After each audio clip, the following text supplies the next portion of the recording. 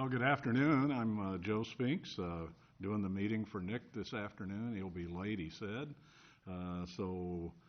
This is the Marion work session for Tuesday, March 1st. Is today the 1st or the 2nd? Okay, I'm a day behind. When you're retired, you know it's Saturday, right? It's Saturday. At least that's what one of my fellow people gave me a calendar for. So, anyway, we'll start off with the presentation. The CMPO, Brandon, and Andy is in the audience. I just saw him. He's behind you there. Andy is just he's the new guy.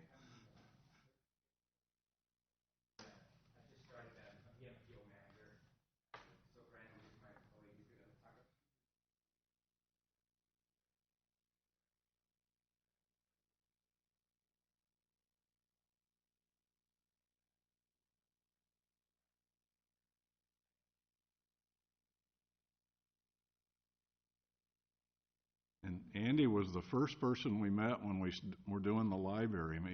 Met Kim and I at the library. He was the first person standing there looking at our stuff when we came in. We're in Washington State. Where in Washington State? Tri-City? Washington State, so I work for two different.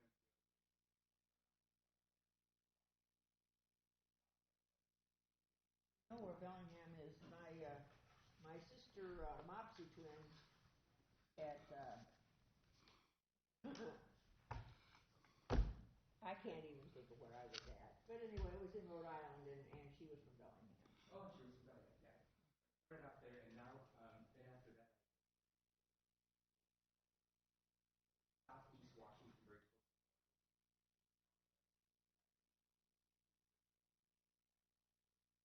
So you're on the west side of the mountains. So I started off on the west side, and then I finished off. Where are you from Roslyn? Roslyn? Clay Elm? Clay Elm. Oh, Crayon, not Crayon. I do know where that is. That is kind of right in the middle, but a little bit maybe more towards.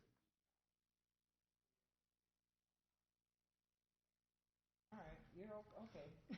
Run while you still have. Yeah, I know. I heard your advice there. Well, thank you all for coming today. I appreciate it. Go ahead. Yeah, Andy's bringing 18 years.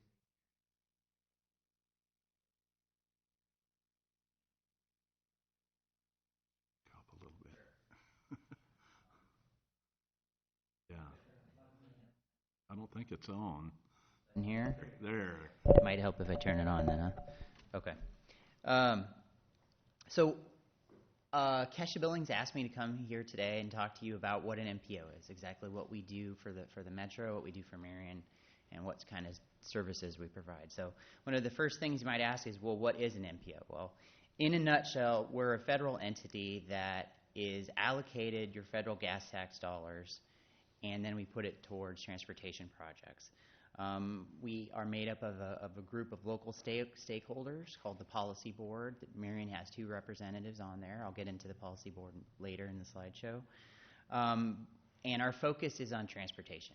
So all different types of transportation, the planning process, how that interacts with land use, but in general, transportation projects. Again, we're responsible additionally for prioritizing some of the larger transportation projects. We have money in Tower Terrace Road. They have money in some trail projects, the Indian Creek Trail, which is later to be built in Marion. We have money in those projects as well. So we originally founded in 1964, a partnership of metro area governments. Towards the 70s, the federal government required MPOs to come into existence, and at that point, when we reached over 50,000 people, we coalesced as an MPO. Towards the mid to early 2000s, we became the corridor MPO through a simple name change from a Lynn County. Again, we're acting to provide a safe and efficient transportation network. We do this through smart transportation planning and as much civic engagement as we can possibly accomplish. What is this all for? It's to move people around, of course, that's transportation, but it's also to retain and attract people, to train and attract businesses as well. find ways to make this community better, find ways to make this community more livable. This is the membership. You'll see currently the chair of the MPO Policy Board is John Bender, Marion representative. Vice chair is Mayor Hintz of Robbins. And you'll see Mayor Abelassi at the bottom there as one of Marion's representatives. The board is made up with 8 members from the city of Cedar Rapids, 2 from Marion, and each other member community, which is Palo, Fairfax, Robbins, Hiawatha, Ely, each have 1 representative. This is our planning boundary, representing 45% of Lynn County, but over 90% of the population within Lynn County. You'll also notice there's a little tail on the bottom there. We do represent a little piece of Johnson County. Swisher and Shoeyville are in that area. At one point, Shoeyville was a member, and they decided to no longer be a member. Additionally, about a year ago, we created a rule, the policy board created a rule that stated all member communities have to be over 1,000 people in their population. So that means every community in our planning boundary that is over 1,000 people are represented by the policy board. Some of the responsibilities, as I said, we take federal gas tax dollars, federal, not state, and allocate that to transportation projects. Typically, we receive about $5 million a year to do that. That $5 million a year goes up incrementally as gas tax dollars go up, as inflation goes up, so on and so forth. We do get a little bit more money. About 5 years ago, it would have been 4.5, so it goes up slowly. Transportation related, that's a broad term. So monies can go to land use, preservation, environmental, and any other topics of interest to the metro. So for instance, we are just completing a land use study for Highway 100, and what might land use look like out where the Highway 100 extension is going to go. So in the unincorporated portions of Lynn County and in some portions of Cedar Rapids.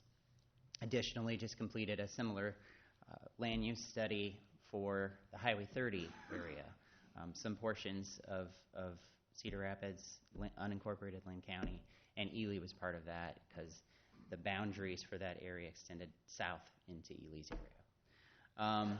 Transportation includes all modes: walking, bike, automobile, transit, and freight. One of the things that we do with our money is we break our money down by percentages. So 50% of our money are currently going to roads, so automobile. 30% of our money is going to transit and bike projects, to pedestrian and bike projects, which we would consider trails. 20% is going to transit. Freight is something that we're going to be looking at as the next long-range transportation plan is developed. I'll talk more on what a long-range transportation plan is later, but in a nutshell, it's our guiding document, similar to a comprehensive plan that Marion or Cedar Rapids or Ely might have. Why is transportation planning important? It's the environment. How's the roads, how are the trails impacting that environment? What we can do to mitigate influences of transportation or improve the current environment. It's the economy. I think this is very self-explanatory. Moving goods and services, moving people to businesses is the crux of what transportation is. Land use. The interaction between land use and transportation just grows more evident as the years go by. Creating a walkable street, a smaller street, has so much to do with the land use. Is it comfortable to walk on? If you want to get more people biking and walking, make it interesting to bike and walk. If you want to move cars, make it easy to move cars. Don't put trees close to the edge. This is an example here in Marion of quality walkable land use. Mobility and accessibility. Our job is not just to move goods and services, but also people, to make sure all people in the community have access to transportation and are able to move around their transportation. This is an example here of where that's not exactly happening, where there's no sidewalk and people are using the sidewalk. Well, the lack of sidewalk, the shoulder in this case, the grass. Safety and health. Transportation can have so much of an impact on health. So many people spend hours a day commuting. If you can shift that mode, shift from them out of their cars into transit, into walking, into bicycling, they can get their daily exercise right there. Additionally, safety is just obviously important for everyone's health as they're traveling, whatever mode they might choose. And then social equity, again, mentioning that we look at the impacts of all people on what our transportation system is providing them now, and historically what changes in transportation have done to them or may impact them as new projects are created. How does the MPO impact citizens? We expect an increase of about 45% population growth in the planning boundary by 2040. That's what our transportation model is indicating, which means we need to provide for existing systems so that they can transfer people at current rates, or if not better rates, and look at the need for possible new systems. Again, all these people need homes, schools, and retail and recreation opportunities. How do you get all these people moving around? Transportation. A smooth, efficient, and attractive transportation system is key to retaining citizens and bringing in new citizens. A transportation system must provide citizens choices. That's what people are telling us. That's what the data is looking at nationally. That's what it's looking at locally. We want choices in travel. We want to be able to take the bus or public transit, ride a bike, drive our automobile, or simply walk outside. One thing I'll mention is as the population ages, walking and sidewalks are becoming more and more important, as people won't be able to ride their bike. Transit might be very difficult where they might live, and the automobile is becoming less of an option for people as they get older. So sometimes, even for transportation or even for just health, the sidewalk system, walking systems are the only option. Again, we seek to provide this all options of transportation for all people, where it's possible, where it's practical.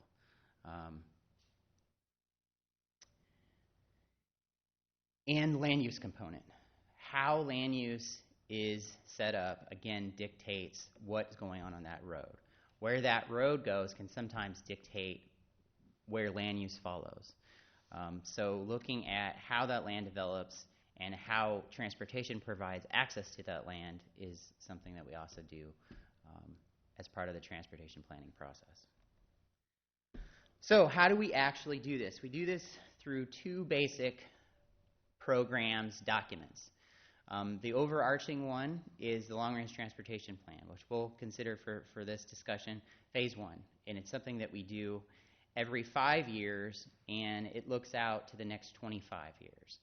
And I'm going to get into that more in depth, but it creates a menu of projects and a vision for the future for each individual year as we move forward. That each individual year is governed by the Transportation Improvement Program, or the TIP. That TIP is the menu of projects that member communities can apply for funding at any given year. When a member community applies for funding, and if they are awarded the funding, the MPO will pay for up to 80% of that given project. And then the local community pays for the 20% of the project. So let me go in depth with each one.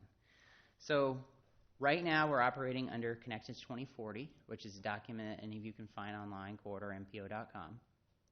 And it'll set out basically everything I've said here, plus that menu of projects. We will be having an update that will complete in July of 2020, so we're probably going to start work July to early 2018. It takes a very long time to develop this process. There's a lot of public engagement. You're going to see me back here again probably multiple times to get that feedback from you, but additionally also from the citizens. Again, so it's updated every 5 years. That's a federal requirement, that it's updated every 5 years. And we're also required to cover all modes of transportation. So we're going to take a look at walking, biking, automobile, transit, and freight.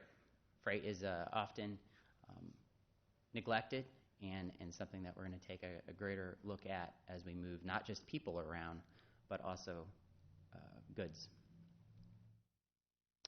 So it includes what we call a vision plan and a fiscally constrained plan. And I want to mention those because you're going to hear them again, and they're sort of,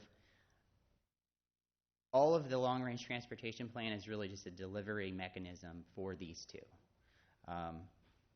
So the first thing is the vision plan, and what we do through the vision plan is we ask all member communities through staff, what projects would you guys like to see in the next 25 years?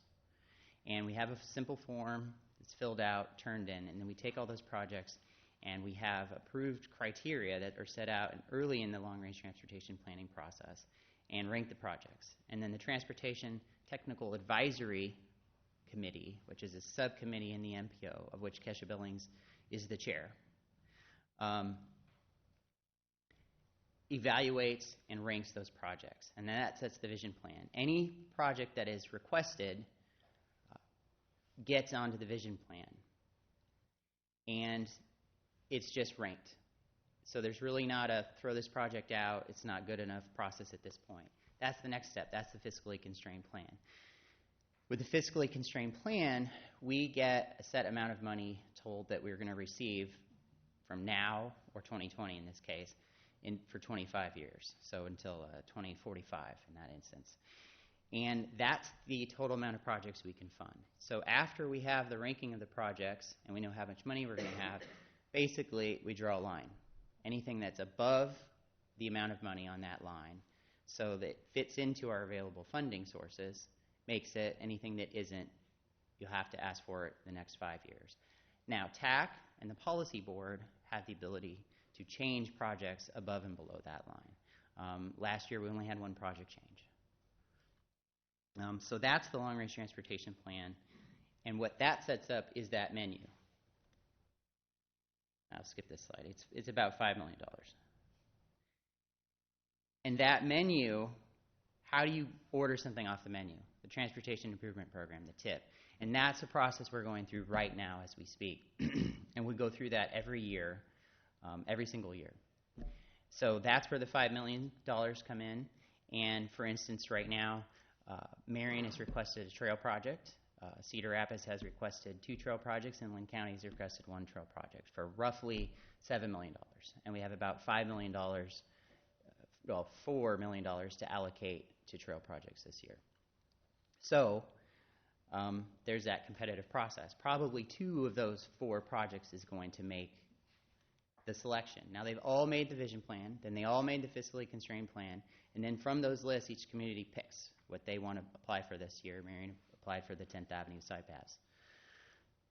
And then we go through the process to allocate the money to the given projects. And that's what we're in right now. So in the March Policy Board meeting, March 17th, the first discussions will begin at that level for which projects make sense to receive the limited funding.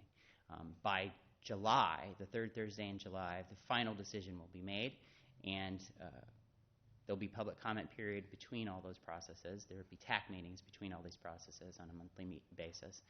And then in July, it will be closed, the decision will be made, and then eventually, money will get to the project. I say eventually because it will take 4 years from the day that we decide to do it to the day that the money is available. And that's an important process to keep in mind. It's a federally required process with some caveats and some instances where we can do things differently. But when the money is, we have to plan for those monies 4 years in advance. And so that's what we're doing. So what we call that is we're in the federal fiscal year 17 through 20 TIP. So the money for this 10th Avenue project is predominantly all in 2020 money. So it's long-range planning with different levels of long-range planning. Realizing this can be a confusing process, I'm very happy to answer any questions about it now or later. My contact information. Again, Andy has 18 years of experience managing these confusing processes. So any questions? Any questions? So so something gets approved and you say it takes 4 years for the funds to actually be there. What if something happens and that project goes away within that 4 years? Where does that money go? And that is one of the ways we could put money sooner than 4 years. So we're actually going through that process right now with 3 different projects. If something changes and a project needs to be defunded, the lead community, if it was a joint project, there'll be a lead community. If it wasn't, it's just the community. They put in a request to the policy board to defund the project. Currently, we're going through that with a trail project in Cedar Rapids, a signal project in Cedar Rapids, and a road project, which is in Robbins, Hiawatha, Star Terrace Road, and in Cedar Rapids. It's a joint project there. They vote to do it or not. Public comment period occurs, closes. Money, depending on the time of the year, in this instance, we're early enough that once that project's defunded, we can take that money in the earliest year of the tip, so in this instance 17, and it's instantly available. And just to muddy the waters one little step, it's federal fiscal year, so that's October 1st. So this March, you expect the public comment period to close, and the policy board has basically indicated they're going to defund all those projects. That money will be available October 1st and can go to one of those projects I listed, be it if it's a road project or a trail project. That money will still stay separate in its different modal funding.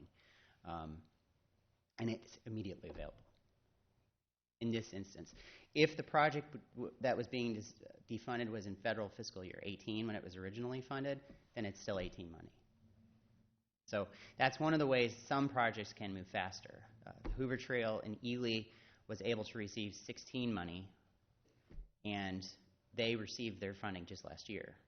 So they're able to move on it right away.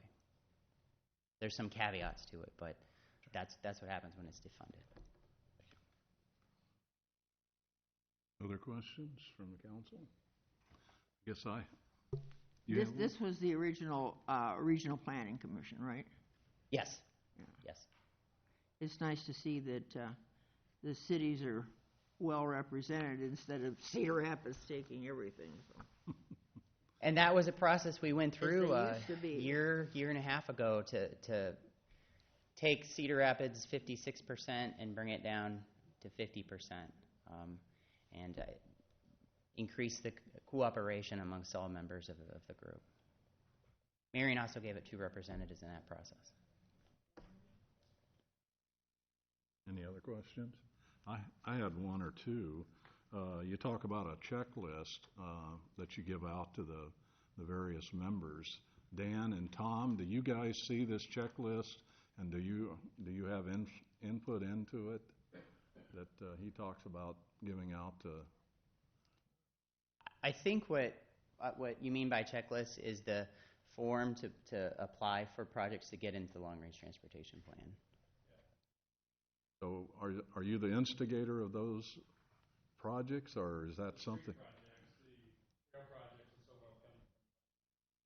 on. Okay, so you will instigate a project that we are interested in, or is this something that gets dictated down to us? No, absolutely. This is where a majority of our funding for trails has come from. When we talk about applying for and receiving, and I think what we've got is almost $10 million That's right. in trail projects. This is the group, and Brandon represents the organization Well, I thought it was. that we've applied for, and using that checklist and an application process, and we run it through council. The problem is that many of them were, a couple years ago, so. Because the funding takes a while to come through. So we have been very fortunate because of some of the ways that the dollars have been allocated over the last couple of years. We've got projects that are going to start rolling here quick. 35th Street trail extension to the Grant Wood. We've got the underpass project was within the constraints of this project. But like that project, which is constructed now, I think we received funding for that 6 years. Yeah. 6 years ago. That's correct. So some of you probably weren't on the council and may not have even known about the projects at the time. So the Seymour Trail is coming through, and there's funding allocated and can be spent on that project as early as this year, I believe. All of $5.5 million worth of total project cost, 80% of that, so I'm just going to say $4 million is provided by the MPO. All of that is available as of October 1st of 15, and Kesha is in the consultant selection process with the DOT. One of the things that was too fine-grained for this PowerPoint, but just going through the DOT processes takes a way longer than it would if Marion was just to do it on their own. But part of that $5.5 million for the CMR Trail is also the 2 bridges. That was a funding request made last year, and it was approved for about 2.4, I believe, million from us, and the other 20% from you all. But to improve those bridges and fix them, so make them usable for people and bikes and so on and so forth. And we'll start that process over the next few months on trying to create a vision for what those bridges will look like in the future and how the trail alignment will be handled along those. So we've been very fortunate and received a great deal of dollars to support our trail system from the CMPO. Okay. And then the money that you get, it's federally funded money, so we have to go by federal guidelines for a building. Yeah, absolutely. Oh, okay. That's some of the timing that it takes for the projects. As Brandon said, the consultant selection process takes a great deal of more time than if we were just to go out and hire a consultant to start construction on a project. But that's what happens when you get involved with the federal projects. You just have to follow the guidelines, and we do. And then just a curiosity question, is your office funded by Lynn County, or you have government? Is it government funded? It's completely funded. Well, 80% is funded by the federal government, and then 20% is funded by the member jurisdictions through local dues. Local dues are exact representation of the population. So we come up with our budget. Andy comes up with our budget. Then we, multiply by 0.8 to get the federal portion, and then we get the local portion, 0.2. Whatever that number is, then we start dividing by population, and then portion that out each year to each member community. Okay. Every year we make a payment. I think in the last couple, it's been about between $12,000 and $13,000. I think That's is about what we right. pay to the CMPO for membership. Right. All right. That's all I've got. Anyone else? I see head shaking no. Thank you very much for Thank you. coming out, Brandon. And Andy, good to see you again.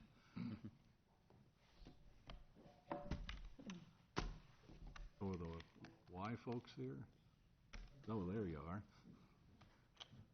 I wanted to ask, Ron, I know you're probably going to take off, but somebody gave you an award here last week because I saw your picture in the paper. What was that? It was Building Official of the Year for the state of Iowa. For Iowa? Wow. Congratulations. Congratulations. Yeah, don't. Bring that up. Oh, sorry. Well, I don't usually know the people in the Sunday paper, the little bitty heads. And I'm like, oh, here's somebody I know. Glad to have you all here today, and introduce yourself and go at it. Thank you very much for having us. Good afternoon, everyone. Bob Carlson. Did you need my address and all that stuff? Or? Do we? Might as well. Bob Carlson, 1195 Seacrest Road, Marion, Iowa. The president and CEO of the YMCA. Hi, I'm Kim Jas Ramirez, and I'm at 2830 16th Avenue in Marion, and I'm the Director of Healthy Living and Mission Advancement at the Y. So Marion folks here, we're very concerned about getting the next step of the YMCA created in this community. So we thought we should just come. I was visiting with Nick, a few weeks back. We thought we should just come and update you, especially out of respect to your knowledge about the project and moving forward, and especially since you're such well invested into this project with contributions. So we thought we should update you on where we were in the process.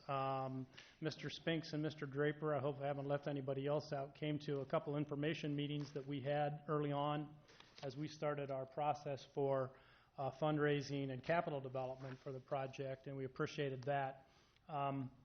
We are right now, there's there's 2 or 3 different things that are running simultaneously right now with this project. Number one, of course, and very high importance, is fundraising. And I didn't bring a lot of pictures. I did bring a poster, but I'm not sure if you'll be able to all see it very well. If you'd like to try, we can pull it out. If you've got your book. Put it on Okay. Put it on the Elmo there. The fundraising portion of this obviously is very important, and we've kicked that off very shortly after the first of the year.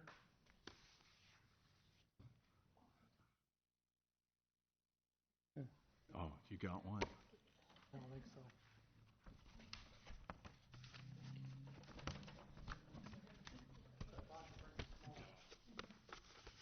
This, but I don't know if that's going to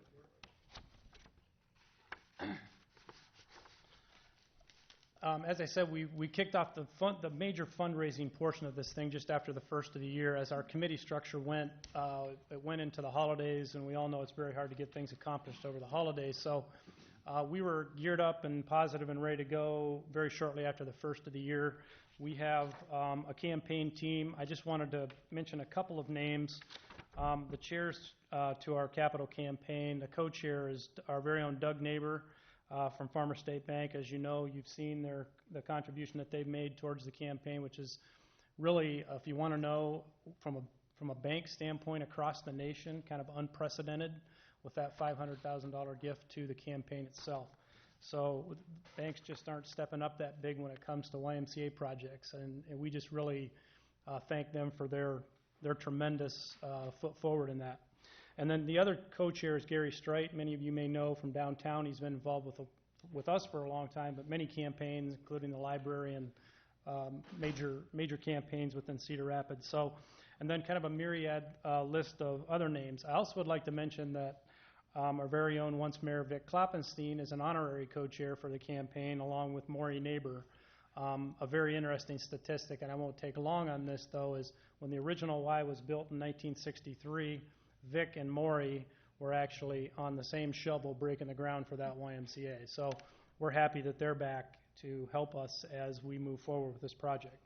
So we've started the process to raise between $9.5 and $10 million. 2.5 of that will 2.5 additional dollars to that will be what we hope we can get from Vision Iowa.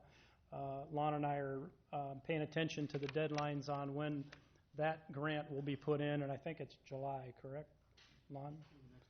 Yeah, next round will be July. So we're looking to have a grant ready to go for that as well. And that we've raised about an additional almost $3 million towards that goal already. So, and as I said, we're just getting started. So it's everyone we talk to, especially in this community and the surrounding communities, are very, very excited about seeing this kind of destination piece being built. I think the words are, it's about time. We have certainly, I've been in front of you before to talk to you about outgrowing the facility we're in and the amount of population. We're at an all-time high with about 3,500 members at the Marion YMCA, and trust me, that I'm glad they don't all come at once. So this facility, the other part of this is working on a design-build process for design-build contractor. At this stage, that's working simultaneously with the fundraising program. We have 4 design-build contractors who have sent back in RFPs who would like to be the contractor for this project. We just met this morning to rank those companies and to then ask them to come in for an interview process. We'll be interviewing all 4 of those for our design-build team within the next 3-week time period. That's our goal on that. So the facility itself, I don't know if you can see it very well, but I apologize. I forgot about this. I should have brought a smaller picture I could have put up there for you. You can put that up there. Same thing. And we just really have maybe that'll work. You just put that We up just on have the display. we have a preliminary design done basically for just some numbers for us to start. You might want to take that. There. Oh, that it does work pretty slick. Just for numbers and for basically space reasons within the building, the city and the Y have been working together on the kind of the space of the building and what we need. The city has needs, the Y has needs. We're partnering together, which is tremendous, to make sure that those, we fill this building up and we keep it filled up all the time. It's a big building to build without putting bodies in it. So this gives you just an idea of what the square footage would look like. This is not a final design. This is only preliminary. We're thinking that the final design team will probably have their own, design for it, but this gives you an idea. Of course, all the amenities, pool, gym, locker rooms. Then the upper floor will have more fitness related, and then community space for community meeting space in it. And really, this is designed very similar to our downtown Y, which works really well from a design standpoint. So, what else am I missing, Kim? Obviously the Y will operate this facility, own and operate this facility. We've come to Lon and asked him that certainly would like city representation on our board of directors. That offer's been made so that we can make sure that we're working together to collaborate and make this thing, a reality for the community. The beauty of this, where it's located on Tower Terrace Road, I believe, we worked a long time on, looking at a spot where this should be, is that, the connection with Hiawatha and Robbins and all of the surrounding communities is going to be very quick.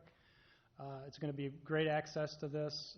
We're building this thing in the place where people are going, where houses are being built, and that's really where Ys do the best. I mean, they do it in neighborhoods where people are.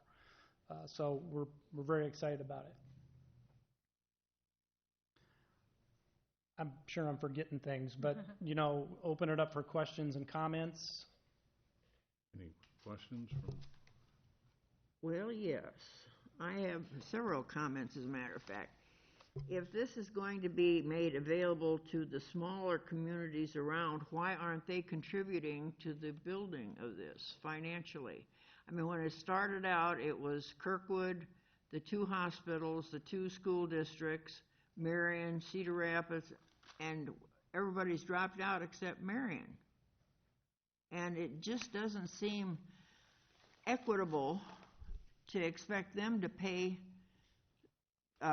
probably a third and then opening it up to Central City, Springville, Hiawatha, Robbins, whatever, unless you were to make permanent memberships to everybody in Marion so they didn't have to pay anything, ever.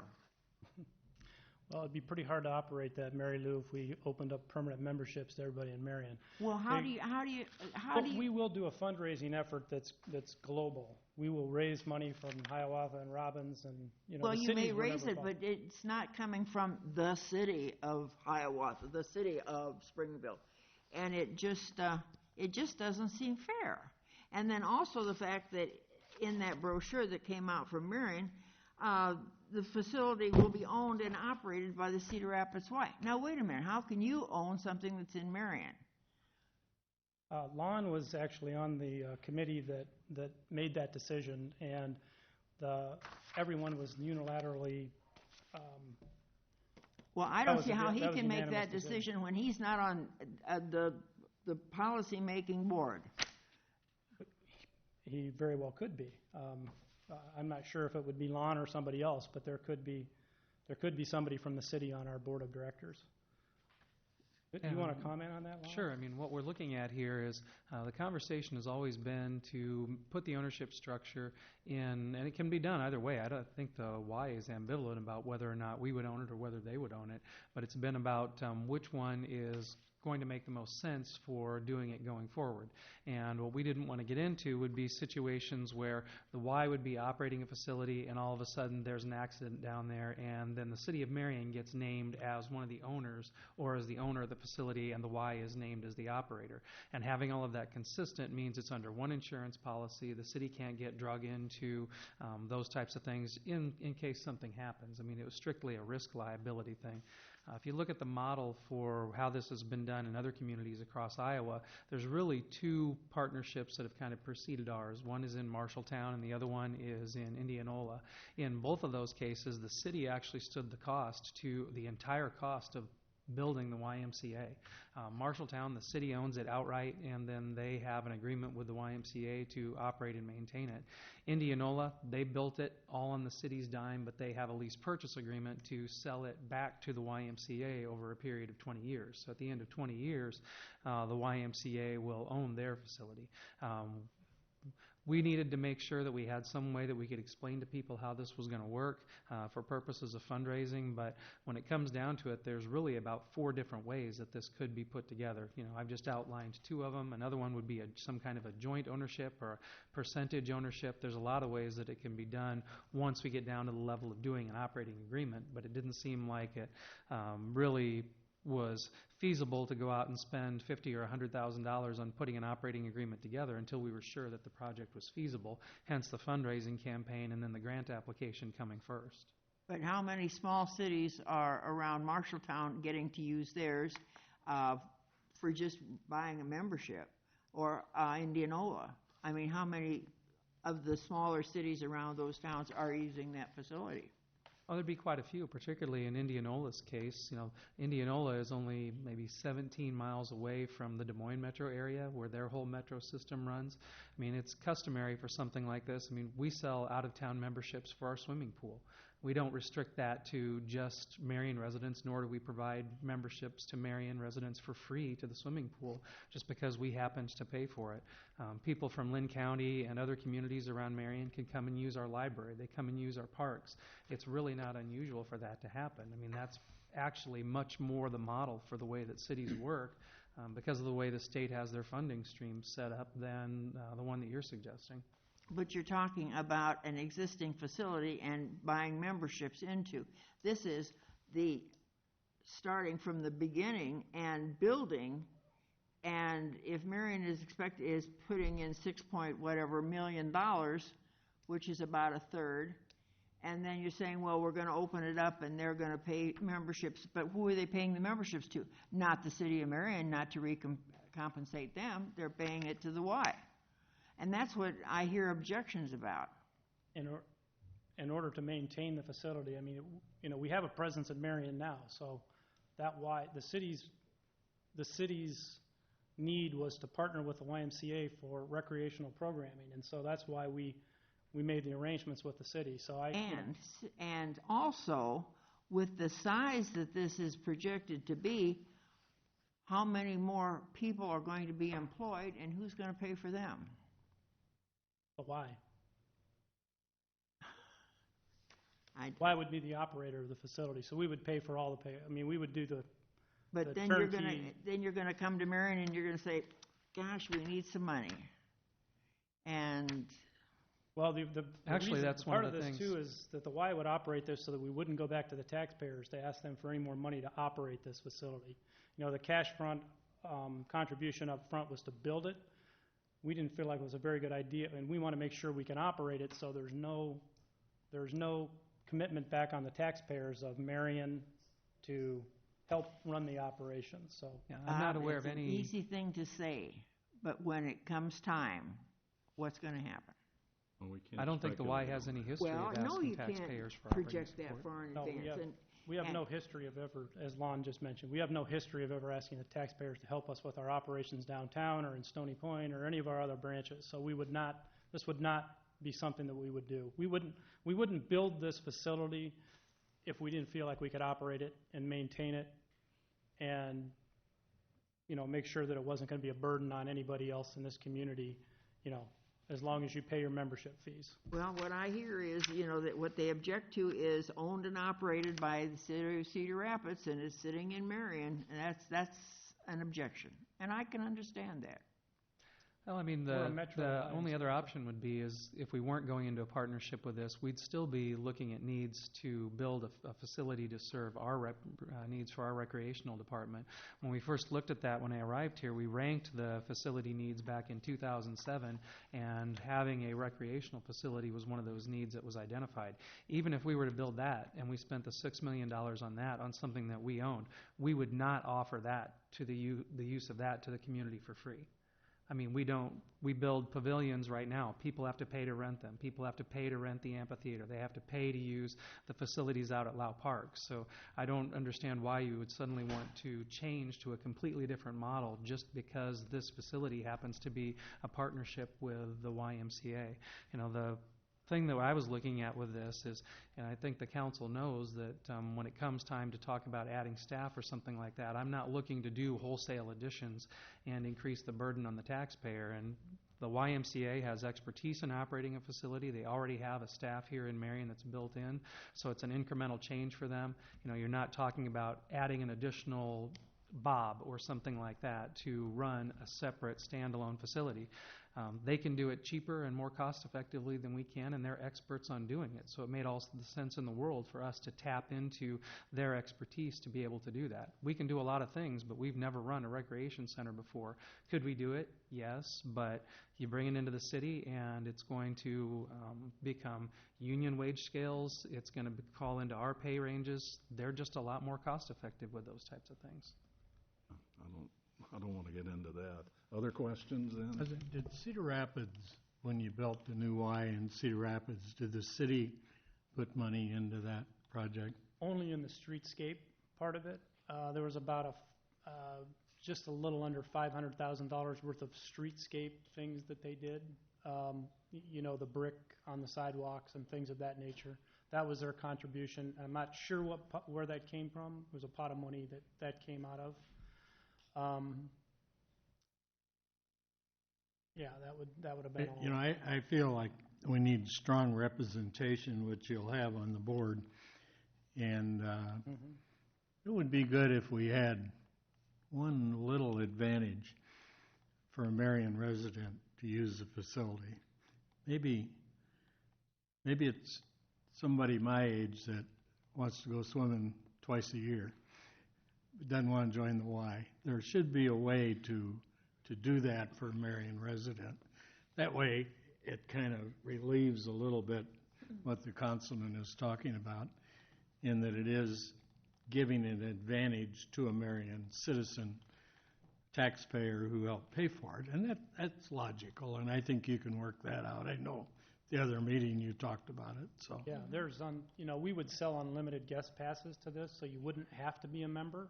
Typically, we're a membership organization, and that's where our revenue comes from, so we Sure. want you to become a member. But if you want to come and do a swimming lesson, or not swimming lesson, but come and swim in the pool or shoot hoops someday and you don't want to be a member, we'll sell unlimited guest passes for the facility so that And you anybody could can- have a Marion guest pass and just, again, to satisfy the questions that the councilman's getting.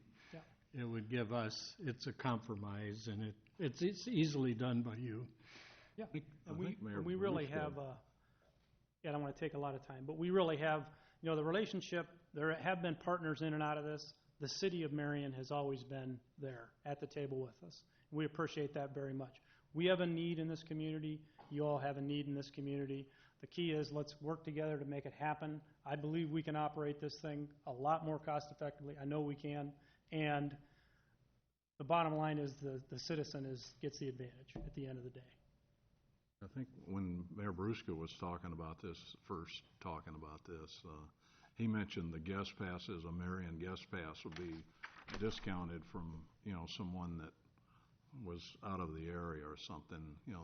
That was talked about a year or so ago. Mm-hmm. So that's Yeah. along the line of what you're talking It's a about.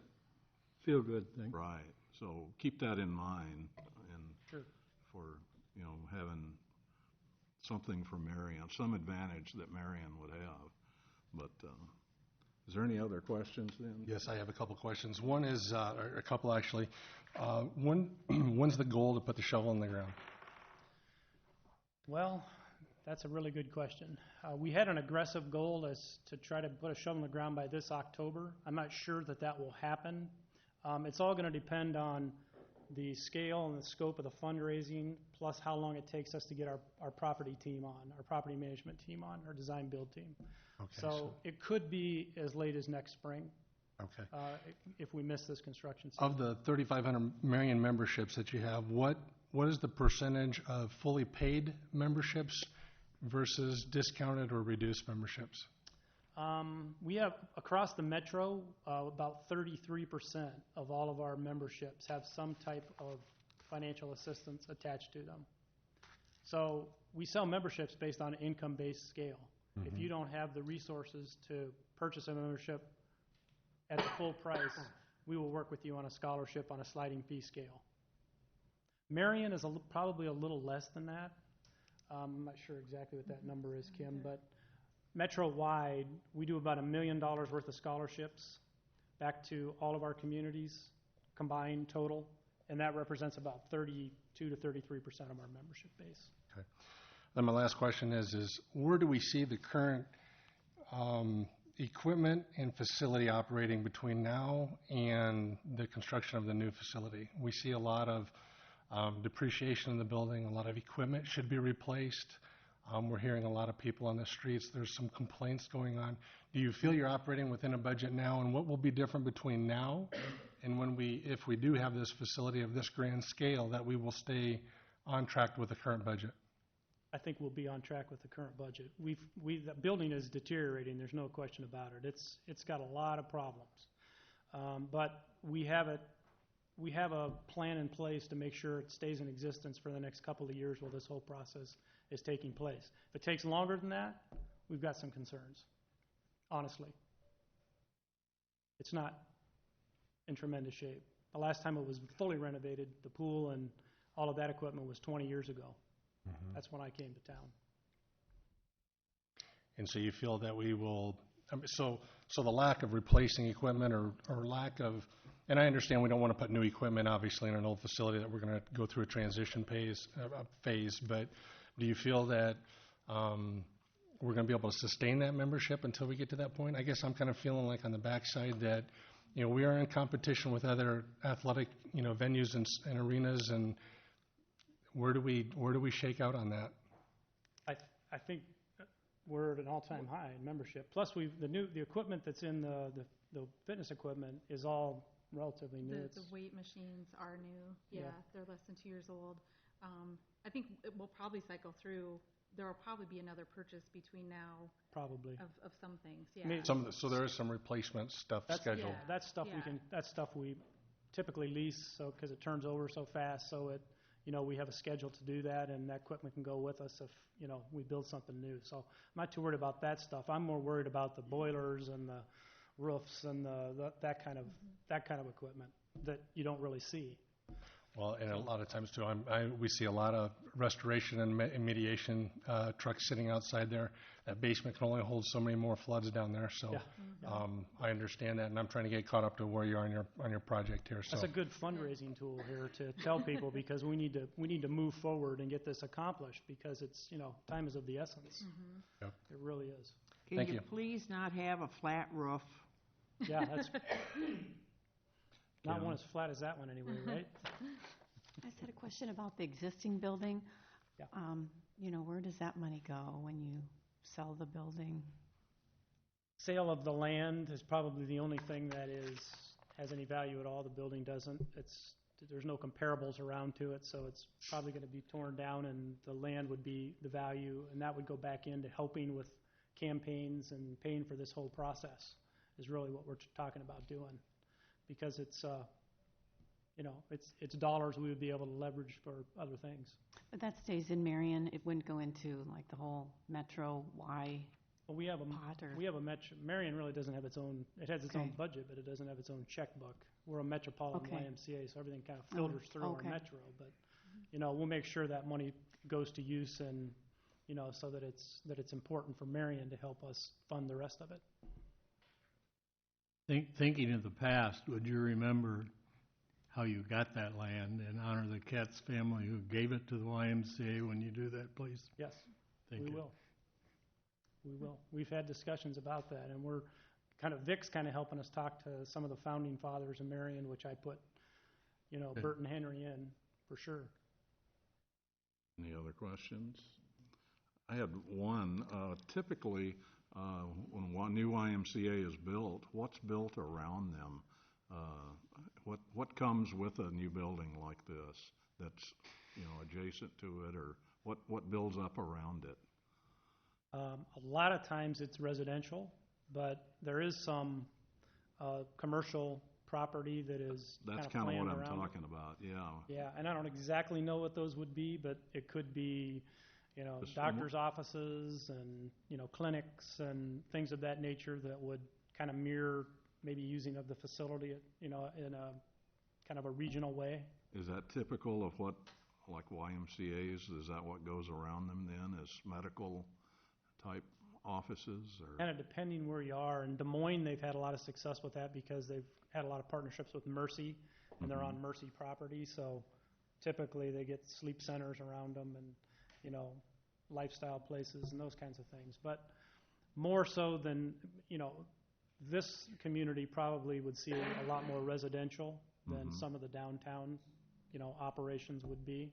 So, the Y doesn't necessarily have to be right out in front of the marquee. We kind of like to be behind the scenes, so for safety reasons and that kind of thing. So, we'd be kind of pushed off of Tower Terrace Road. We wouldn't be right out on it. That's right. So it would be, give the other entities that might be commercial in nature more of the marquee, because we're going to be a destination spot, obviously. One more question. What about the fact that there's going to be so much fill brought in because it's in the floodplain? And what about future use around it? I don't know whether you realize it or not, but water doesn't have an agenda. It goes where it damn well pleases. Sure, I know that. We're obviously devastated by the flood downtown. The only thing that's in the floodplain for our building, which was kind of mistakenly reported earlier, is just our field space outside. And actually, that's okay because Indian Creek goes up and down a little faster than the Cedar River does. So we're not too concerned about that. We were concerned. One of the greatest things that we got there was that, we can use that space from the field standpoint because we can get the property for less money than we would have to pay if it was all just flat farmland someplace. So I think it's a resource we can deal with and, make work. And you wouldn't have to put in a watering system either, right? Wouldn't have to put in a watering system. I don't really believe in them anyway. It's kind of a waste of resource. All right. Thank you for your Thank attention you so today. I much appreciate for- all the questions, and we will plan to do this occasionally. If that's okay with you, Lon, we'll plan to do this occasionally to let you know what's happening. Thank you all. Thank you. All right, let's see. Nothing on finance, public service, police and fire. Chief, talk to us. Yes, Joe, I just asked Lon to put this on. I wanted to update the council a little bit. For the past 5 years, I've been the chair of the Lynn County E91 Executive Board. There's two boards. There's an executive, there's a general board. And with my retirement, my plans come in June, I really want to get someone up to speed to take over that spot. Now, as you can see, my recommendation is Captain Schlegel, who in the city of Marion probably knows most about this than anybody else, and so he can just hit the road running. I do not think he'll be the chair. I'm sure the sheriff will probably take over the chair as soon as I leave, because that's what sheriffs do. They're always after a chief, but they do try to do something like that. But anyway, that's a whole other story. And so I'm asking I need the mayor's signature. We have bylaws that say we have to have something from the mayor, who they want on the board, and I'd like the captain to be the primary representative for Marion, and Lieutenant Miller be the secondary representative. This is one of the boards that's very important. Over the past 5 years, the E91 board has saved the city about $500,000 that they're probably not even aware of, because the E91 board does not have to support everything. Only the 911 equipment, basically the backbone of it. They don't have to support the air cars that they do, the mate contracts that they have, to our PSAP center, just the center itself inside. So there's a lot, and it's very important we have someone on there that knows what's going on, because the city can save a lot of money if we do. And so that's my request. I just want to get you guys up to speed. There are reasons why I'm wanting to do it this way. Okay. Any questions for the chief? I do. Is it typically the chief that's on the board, or? Usually, it's the chief. I'm assuming Captain Slago is the one the most information on this when it comes to E91 stuff. So I'm assuming when I do retire, he will be the interim chief for a while anyway. Then the rest is up to the city manager and the council, what happens after that. So this can change, but the chief, Sure.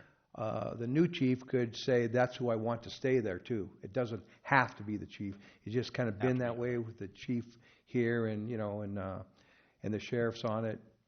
And actually, the chief of CR decided to put Charlie McClintock, who has more knowledge on the board. So it doesn't have to be, but that's normally how it usually is. So. Okay, thank you. On, do we have to accept that resignation or the retirement? Can we just not have that? Yes, you do. That is. It hasn't came down yet, but yes, it's mandated. It's in my contract somewhere. I'll find it. I'm just not sure where it's at. I think we need to work on that one. What makes him think he's going to last till June? That's the thing. Well, that could be too. Chief? Yes, this is for a purchase for extrication equipment that needs to be replaced.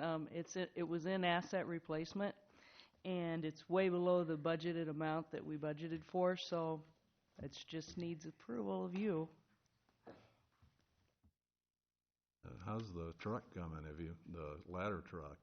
Another week. Another week? Another week. Okay. Any questions on the equipment purchase? No. All right, thank you all. Parks.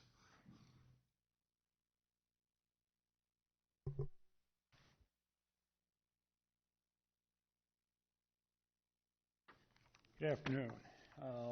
D1 and 2 that kind of go together. Real quick recap from the last council meeting. The city council approved a quick claim deed for about 2.7 acres right in this area from Interstate Power and Light. Along with that, Interstate Power and Light is requesting that they be provided a utility easement. Here's their current line right now that runs behind Menards, then down and across and picks up on an ITC line currently. So basically on Thursday we would have the public hearing and then providing the resolution providing Interstate Power and Light with that easement. So they already have a line through there. Yeah, there's an existing where I drew that red line on there, Joe, and that is their existing line that they currently have. And the blue shaded area that identifies the easement area. Questions for Mike? And I just had one. I noticed that it wasn't highlighted, but number 5 on the agenda, which was a receive and file letter from Katie Lau Lancaster. And I just want to say, I know that Councilmember Pazur had some concerns with the will of the Lau family, specifically George Lau, with the development of Lau Park and what we were doing out there.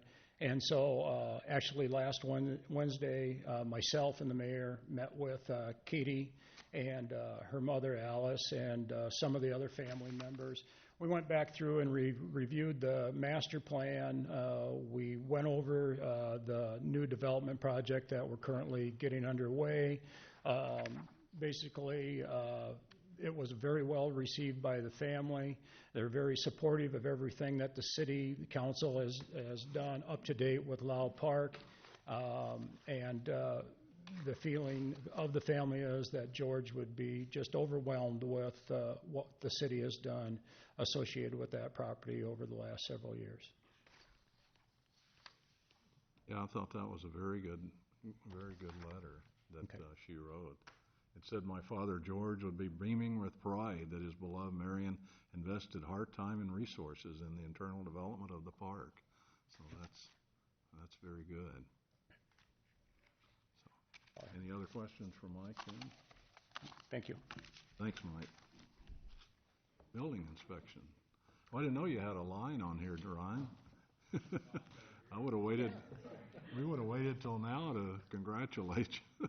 Well, thank you anyway. Yeah, the building department has 2 staff members at the front counter upstairs, greet the people, along with one each from engineering and planning and development.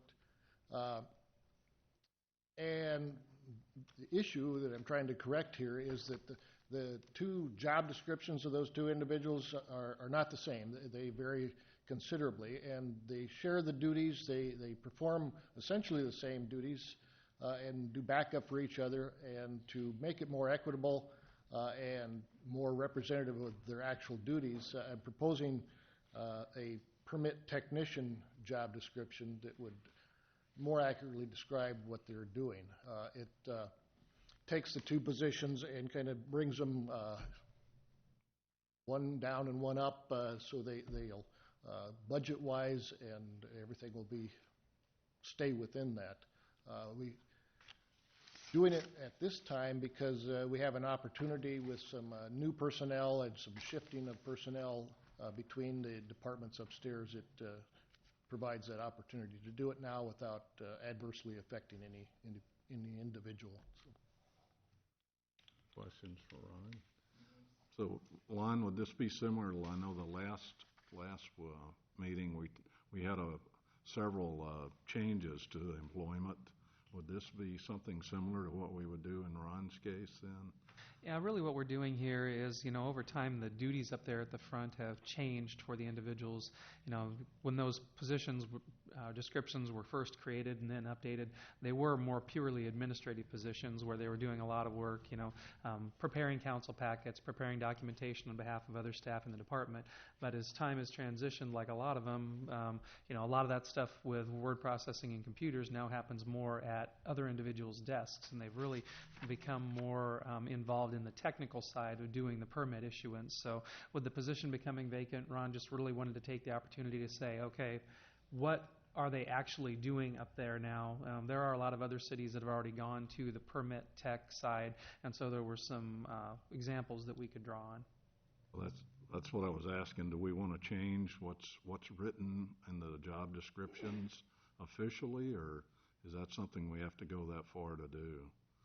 No, I think all you have to do is do receive and file for these. That's all we need? Yep. Okay. All right. You got off easy.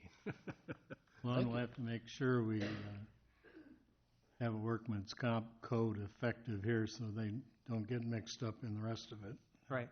Yeah. Okay, engineering. Boy, you must have something hot. You're eager to...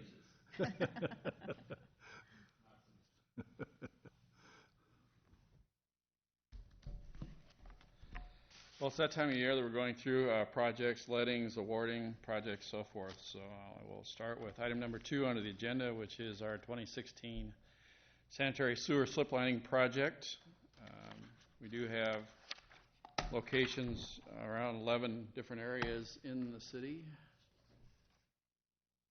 These are recommended and desired to be done by the Public Service Department. They find these and through their cleaning processes, and then we take them and review them, and then we put them into a project and move them forward towards letting.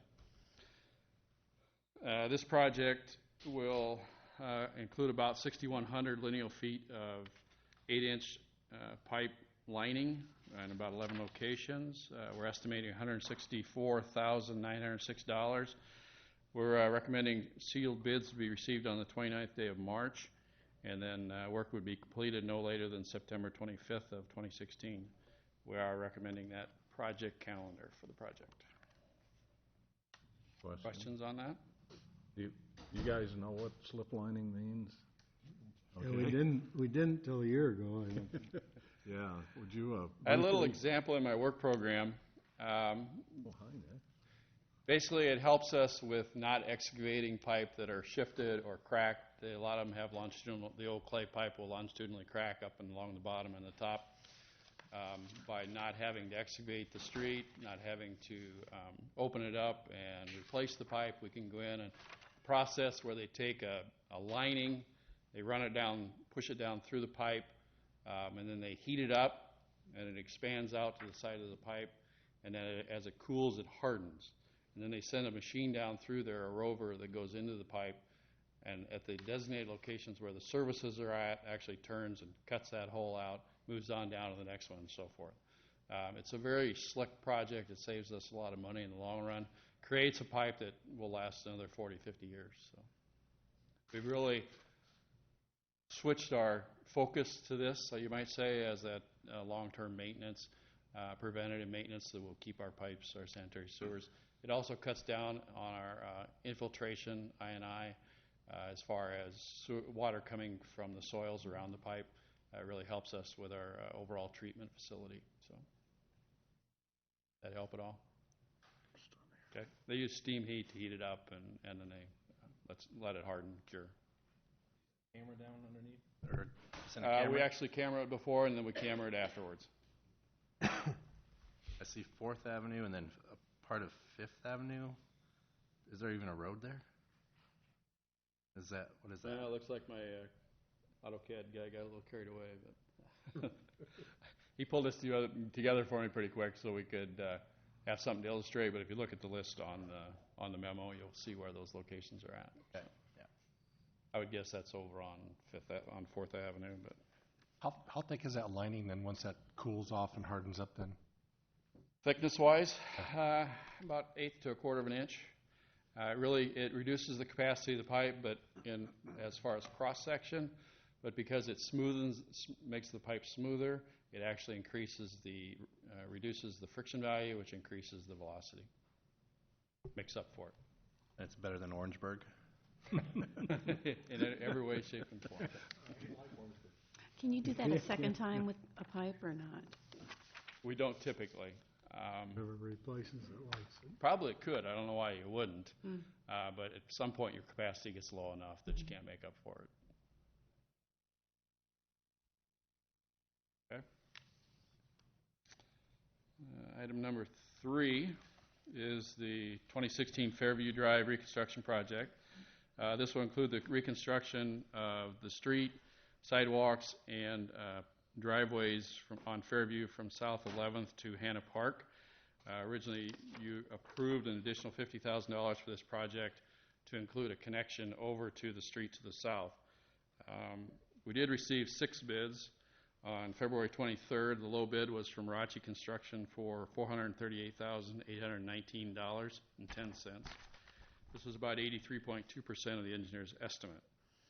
This is, of course, still over budget. We're asking that we would receive approximately $40,000 in extra budget dollars from our stormwater management to pay for that, for the improvements that were added to the project to enhance the storm sewer system within Fairview. We think that's an appropriate funding for the project. Work shall begin no later than May 31st and take approximately 70 days. The street will be closed to local traffic for a lot of that time. We will work with the neighbors to get them in and out every way possible. We do work with public service to have garbage picked up along the street.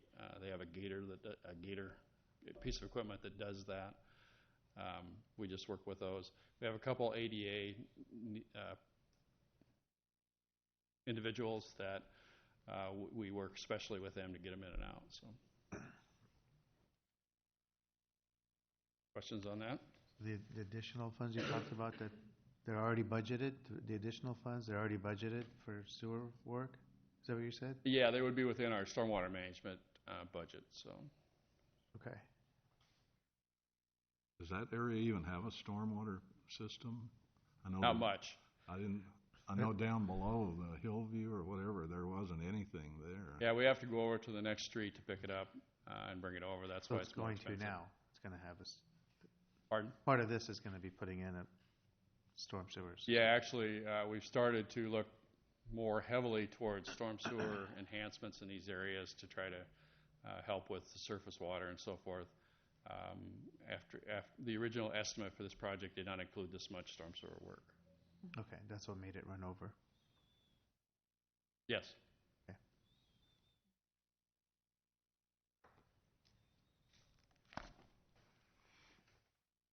Next item is item 5 and 6, which is the 2016 HMA resurfacing project, which is our asphalt program. We are doing this work, recommending this work in 12 locations around Marion. As you can see, they're from all the way on the north of 29th down to most of it being south of 7th Avenue. We did receive one sealed bid on the 23rd of February. This is pretty typical. We only have one contractor that really does asphalt overlay in this area. We did get a low bid of $912,293.60, which was about 93.9% of engineer's estimate. We are recommending that we would award this project to LL Pelling Company.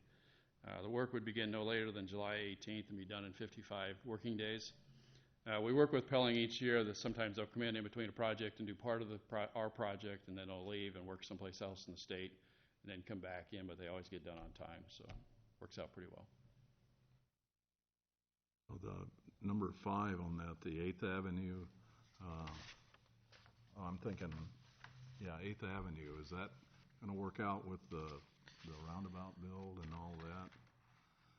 Yeah, the 8th Avenue project from 25th to 30th is on the east end. We don't think that'll cause any complications with the roundabout. That won't cause problems. And that will typically take 2 or 3 days, so it would not be a long period of time. Yeah, okay.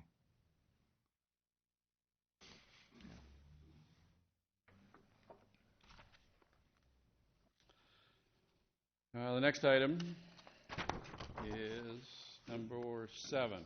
This is in relationship to our annual sidewalk assessment project. We have along East Robbins Road a location within that project, as you can see by the black line, that will be extending the sidewalk from up here north of Meadowview south down to Oak Brook Drive to allow for better access to Oak Brook Drive into the commercial area down here. Within that, the credit union down here at this corner, back in when this was built, the council deferred the sidewalks along this side and the south side along Highway 100.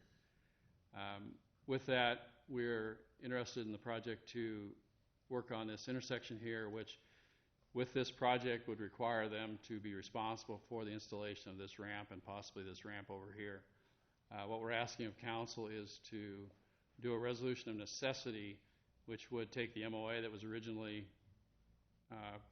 included with the construction of the building and the deferral of the sidewalks at that time to allow for this portion to be required to be put in. We have talked to the owners and they're all in favor of doing that. We would build it, they would reimburse us for the work. It would allow us to get this section in, but still allow for this portion to be deferred. We think that's the cleanest way. Otherwise, we'd have to go through an assessment process with them, which would muddy the MOA and so forth and the deferral. So, how much foot traffic would you predict would be using that? well, we think quite a bit. It was recommended by the committee, by the sidewalk committee, as one of the locations they wanted to continue. We are looking at you can't really tell, but in this area, they're looking at some senior housing. There is also a lot of foot traffic down for some of the commercial district that's down here. It also would allow, they can actually now, with this, be able to get from here all the way to the trail over west of Menards by a hard surface. So it actually makes a connection. I've just never seen anybody on foot down there. I mean, it's like out in the boonies, really. I haven't counted traffic down there, but I think we have a few, and sometimes when you build it, they tend to use it. So. If you build it, they will come. Yeah. That attitude, okay. Did you say it would create a connection to the trail? Yes, this would actually allow all of this area to come across go down Oak Brook, across the front of Menards, and then there's a sidewalk there on Highway 100 that goes down over the hill onto the trail along Indian Creek. And that was one of the big reasons why we wanted this section to be done, is so that connects into the trail system. Yeah, Will's on the committee, so. Was that a standard sidewalk then, standard width? Yes. 4 feet? Actually, I think it's 5. 5. So the clearing of that, would that be on the city then? The what? The snow removal? No, this Who's would be gonna- included by the adjacent owner. This actual portion of Oak Brook is actually private, all the way over to the next street. So they would maintain all of this probably at one time. Maggot and whoever builds in this area would probably be responsible for this. It's standard width, so it would not be included in our maintenance program. So I'm just wondering though, from the connection from there, where it leaves there though, to the trail, are we just proposing the sidewalk to this point right now, or are we talking about connecting it up to the trail? There's already sidewalk. It's all the already way there. It's already sidewalk? It's already now? there, it's already maintained This by is- the okay. adjacent owner. Thank you. Now, what are you anticipating the cost of that to be for I'm reimbursement? afraid you're going to ask me. That won't be very much. They've agreed to cover whatever it is. Because the design has not been done yet, and because we have to figure out how much they're really responsible for because of the irregular right-of-way here, we haven't really come up with that number yet.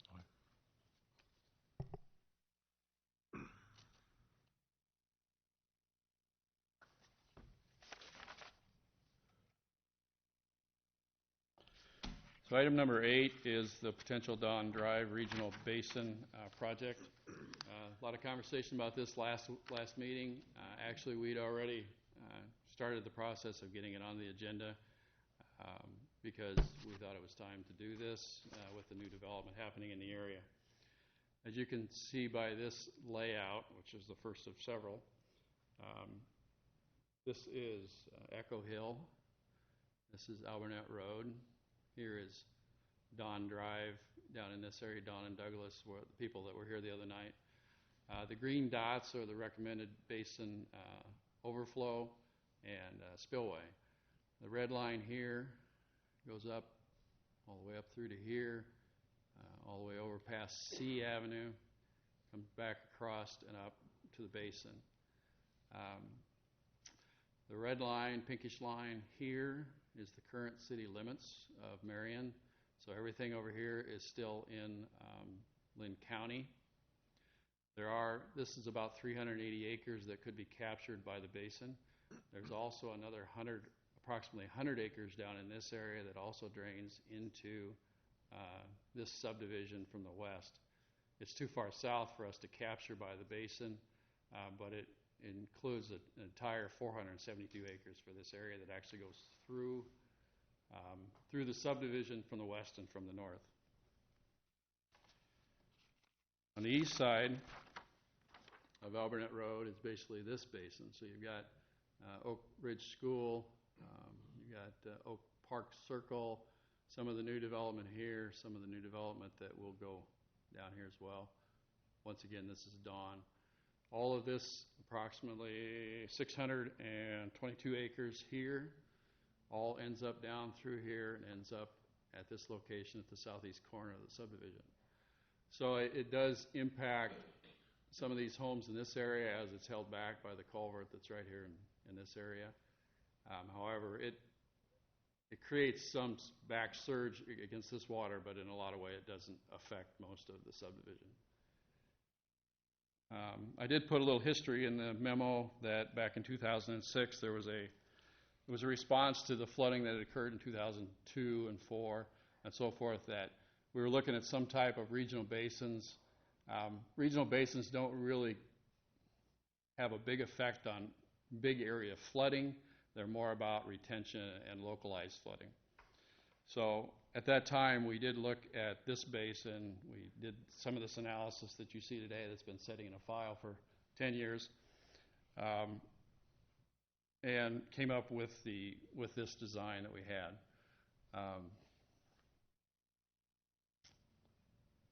The subdivision was built in the early 1960s.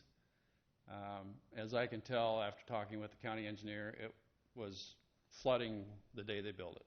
So there's been problems out there since day one. They've dealt with it. A lot of the homes out there have been flooded several times, but it's an ongoing issue that's occurred for a long time. So what we looked at was creating a basin that would allow some protection for the area, but would also reduce, just in general, reduce downstream flows. We looked at a basin that is approximately 30 acres that we would have to purchase land to acquire land to make the area for that 30-acre basin. It would be a dry basin is what we were recommending at this time. This would capture approximately 30 acres of farmland and would assist with approximately 200 acres of development that's occurring up here. There's a lot of interest in development up in this area, so that's why we're looking towards somehow creating a basin that would assist with that, so that as developers develop, they could buy into the system and not build small basins throughout the developments. Down on East Robbins Road, we did build this, and it's kind of a nasty picture, but there is a spillway there. In this area, it's pillowed concrete. It allows for the water, when it gets to a certain point, to flow over the top of this levee. It allows it to go over the levee instead of through the 36-inch pipe that's there now. We would recommend something similar to that would allow for, during those 5, 6, 7-inch rains, they would be able to handle it without rupturing the levee or so forth. It would just allow for that free flow during those very seldom larger events.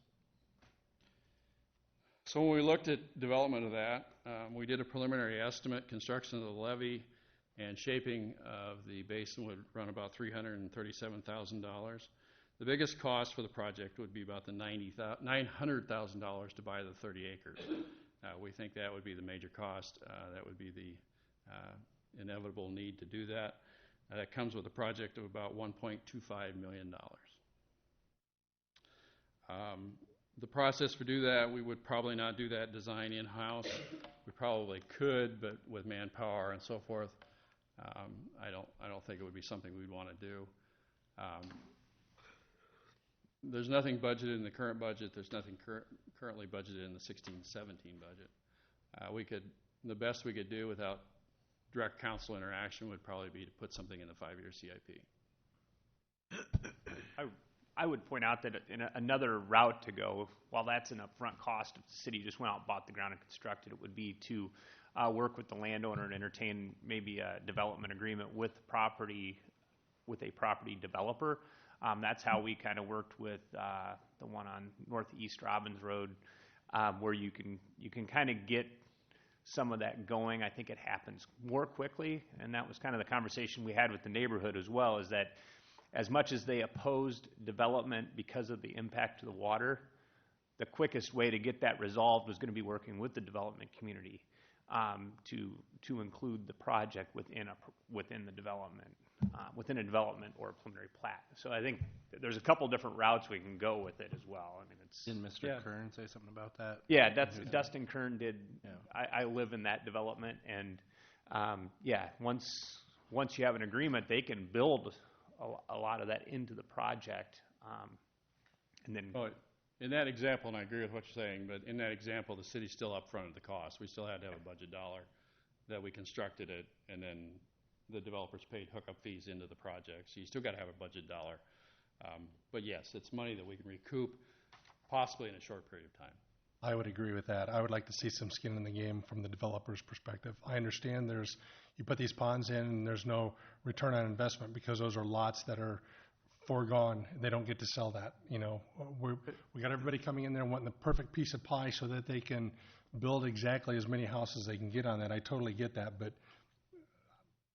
I like that idea. Mm-hmm. Yeah, and I hadn't quite got to that yet, but it's like this basin here that I'm showing here now, that was built in 2005. About 80% of that money the city's still carrying. Now, this basin would be built prior to allowing any lots put in, any development, right? No, most of the development that's occurring now is not even in this basin. So, or in this drainage So area. there could be So a it's water problem with those lots, right? No. Yeah. Right now, the subdivisions that are going out there have each been required to have their own smaller detention basins so that they are neutral impact on the neighborhood. But to Randy's point, one of the things that a regional detention basin does do is that there is an ROI for the developers because they don't have to have those small basins anymore. And in most cases, with the ones adjacent to this, that might mean one or two more lots than that they're able to sell because you don't have these piecemeal ones all over the place. The other advantage is that these get dedicated to us, and now instead of public service having to go to 15 different locations to maintain basins, they can go to one and concentrate on just that one area. I like this proposal. Yeah, the developers in general are in favor of the regional basins because it does allow them to more easily lay out their subdivisions because they don't have to deal with the basins and the storm sewers and so forth that are associated just with the basin collection. So it does work out. They're mostly in favor of that. What's the consideration for having it a dry basin versus a wet basin? Well, the dry basin estimate was quite a bit more because we actually have to over-excavate, or a wet basin, I'm sorry. We have to over-excavate the basin to increase the capacity to allow for the water to allow to be able to stay and still have the capacity of the basin above the water level within the freeboard.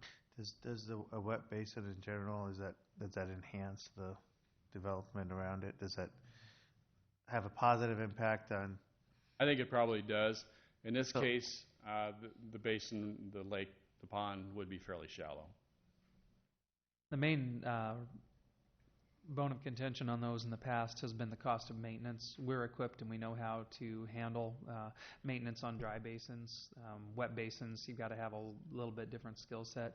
I know Public Service has looked at that to see what the costs would be long term of maintaining one versus the other, but I don't know if Ryan has taken a proposal to Public Service in that. I just thought maybe if it was a wet basin, there's more enhancement of the development that's maybe more attractive to the developers to participate. I don't. But then you have mosquitoes. And geese. Actually, if you have, the first thing we looked at was back several years ago was we looked at liability issues, and without going deeply into the subject, we decided to go away from wet basins. Yeah. As far as mosquitoes and things like that, if you have adequate wave action, which is a lake or pond that's large enough to have wave action on it, the mosquitoes do not tend to reproduce within that water. And we do periodically treat the ones that the city owns that are more stagnant with larvicide as part of our annual pest control program to try to keep it down. Dan, one thing, would you mind bringing up the picture that had the city limits on it? Had the what? The city limit line. Oh, yes. That purple line is also the annexation line between us and Cedar Rapids. So up in that area, the city, we've annexed over to the west as far as we can. As part of our discussions with Cedar Rapids, we knew that this was going to have to be a regional detention basin that ultimately was going to end up potentially serving some of that territory in Cedar Rapids. One of the things that was most difficult to negotiate with them during that is that we just do things differently as far as how infrastructure comes in and is paid for. But if there's area in here, for example, and we do what Tom was talking about, where we put it in and establish connection fees or a stormwater charge that gets levied on a per acre basis. If there's anything in that territory that would be on the west side of that line, right now Lynn County would have to agree to do that because it's out in Lynn County. They'd have to collect it on our behalf because we can't do it outside of the city limits. And then there'd have to be a piece of that agreement that would allow that responsibility to transition over to Cedar Rapids at such time as it would be annexed into Cedar Rapids. It's just, and they were willing to do that when we were having our annexation line discussions. Just something that the council would need to be aware of, that it's not just a city of Marion project. At some point, Cedar Rapids could end up collecting some charges on our behalf as well. What was the acres size of that? And then no, we lose tax base on that though, correct? Yeah, we don't have tax base over there. That's why it was important to us to make sure that if we're responsible for that cost of putting in that infrastructure, our model is to do it on that per acre basis, that we would recoup that. Now, it helps Cedar Rapids because then they don't have to have their own separate regional stormwater detention basin. And like anything else, if we end up building it in 3 years and they don't develop out there for 10, well, they're getting it at $2019 versus whenever they actually develop out to that point. How many acres is this proposed basin again? The basin itself is about 30 acres. 30. About 100 acres of the drainable area is in Marion, and about 280 of it is in Cedar Rapids or Lynn County. Is that under the same ownership? Yeah. What's that? The other 400 acres?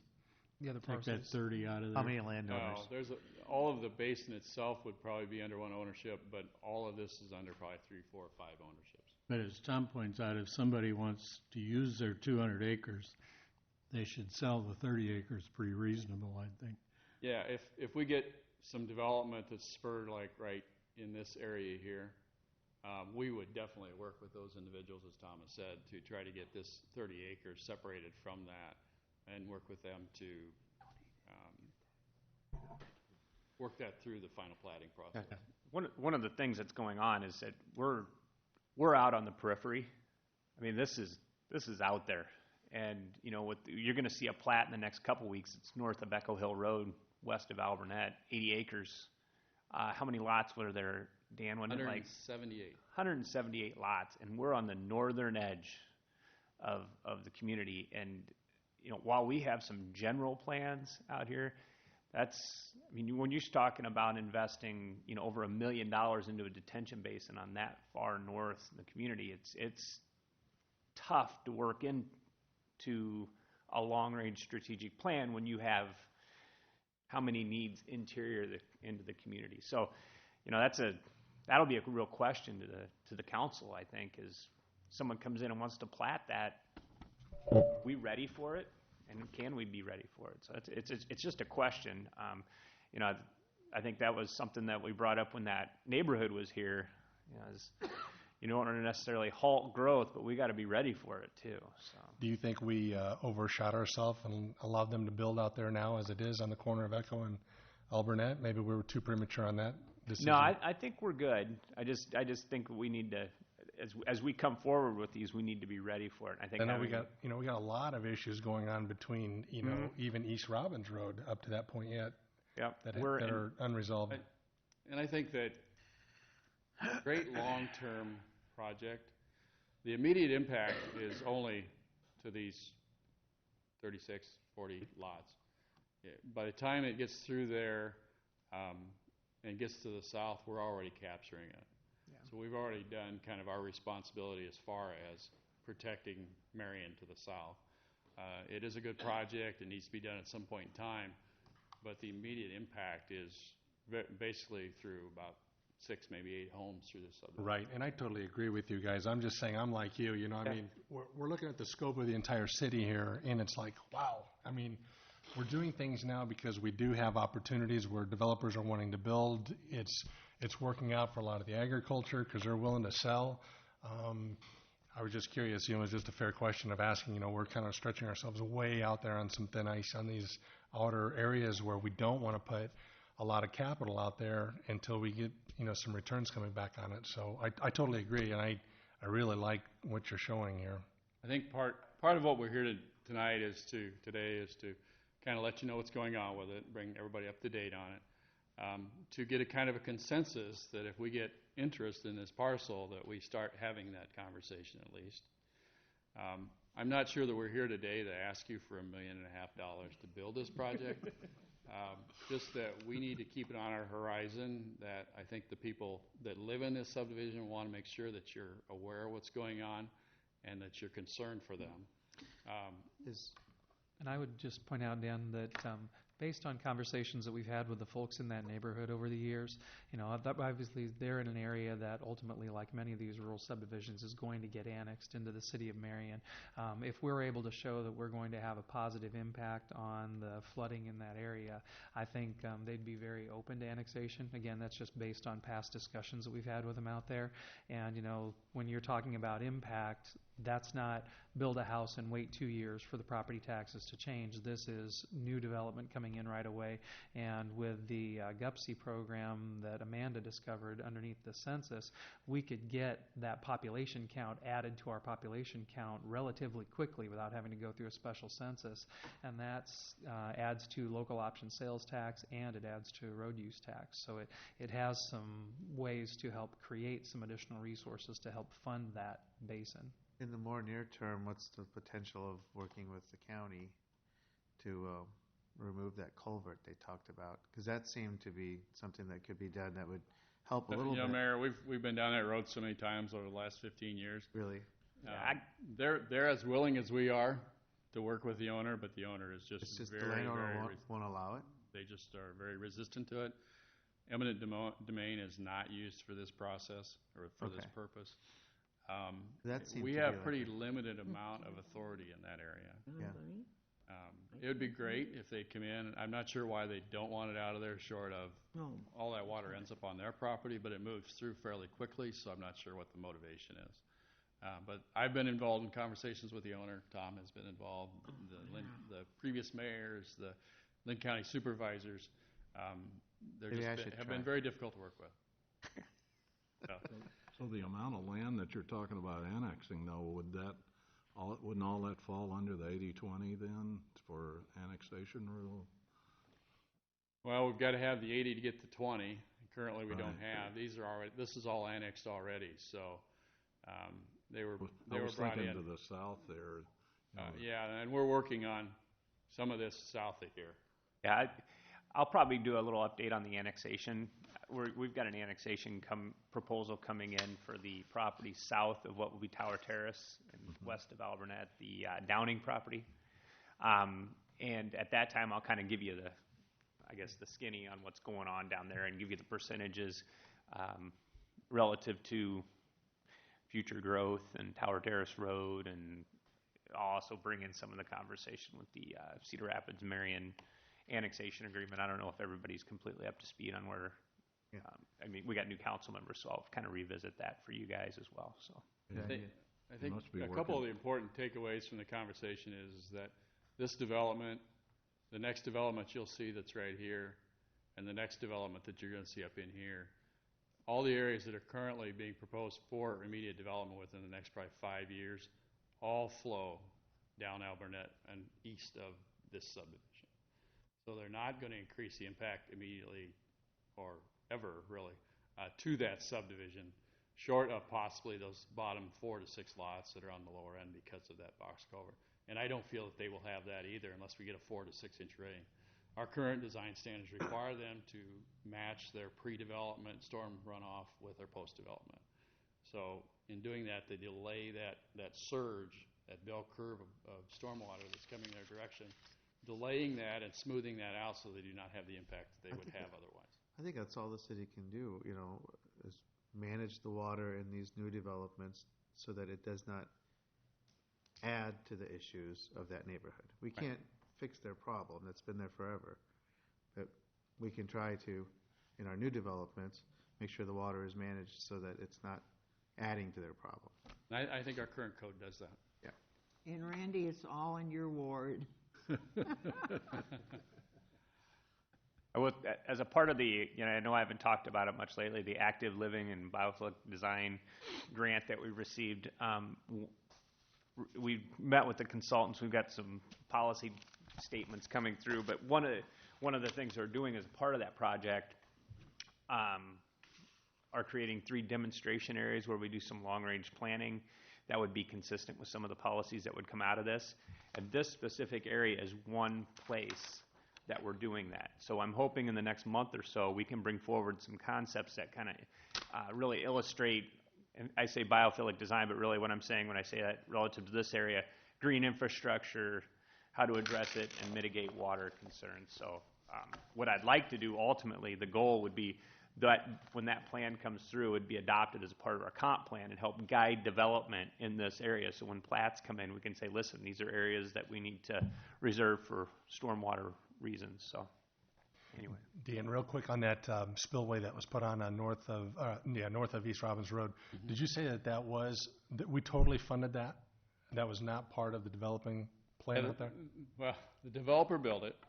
We reimbursed him immediately when it was completed. We carried those costs until the developer, in that case with Dustin, he platted part of that. He paid us his proportionate fee back to us. And then everything above that within that basin area, as they final plat, they pay those fees back to us. So eventually we'll get 100% of it back. Okay, but that's over how many years? It could be 20. 20, okay. Yep. We do a lot of that. How many years? We carry a lot of funding. How many years has that one been in there? That was 05, so it's been 11 years. We keep track of all those. We have a big spreadsheet that we have. So. Nope, great. I'm just trying to quickly educate myself on that because I'm familiar with that, but I want to make sure that I'm re-explaining this correctly because I've been getting a lot of conversation about it. So we do a lot of public-private now, and within those, most of those are in that process. They build it, we reimburse them, we pay them a 3.5% administrative fee because they carry those costs, and then we reimburse them when the project's completed and accepted. The city sets a hookup fee that covers those costs. We typically, in most cases, put together a 5% increase of interest annually on those dollars. So we're getting more back than we're losing until that hookup fee doubles, and then it stops. That takes 20 years. And then, as they final plat, they pay those hookup fees back to us until they're all gone. Thank you. Okay. Any other questions? Thank you. Thank you.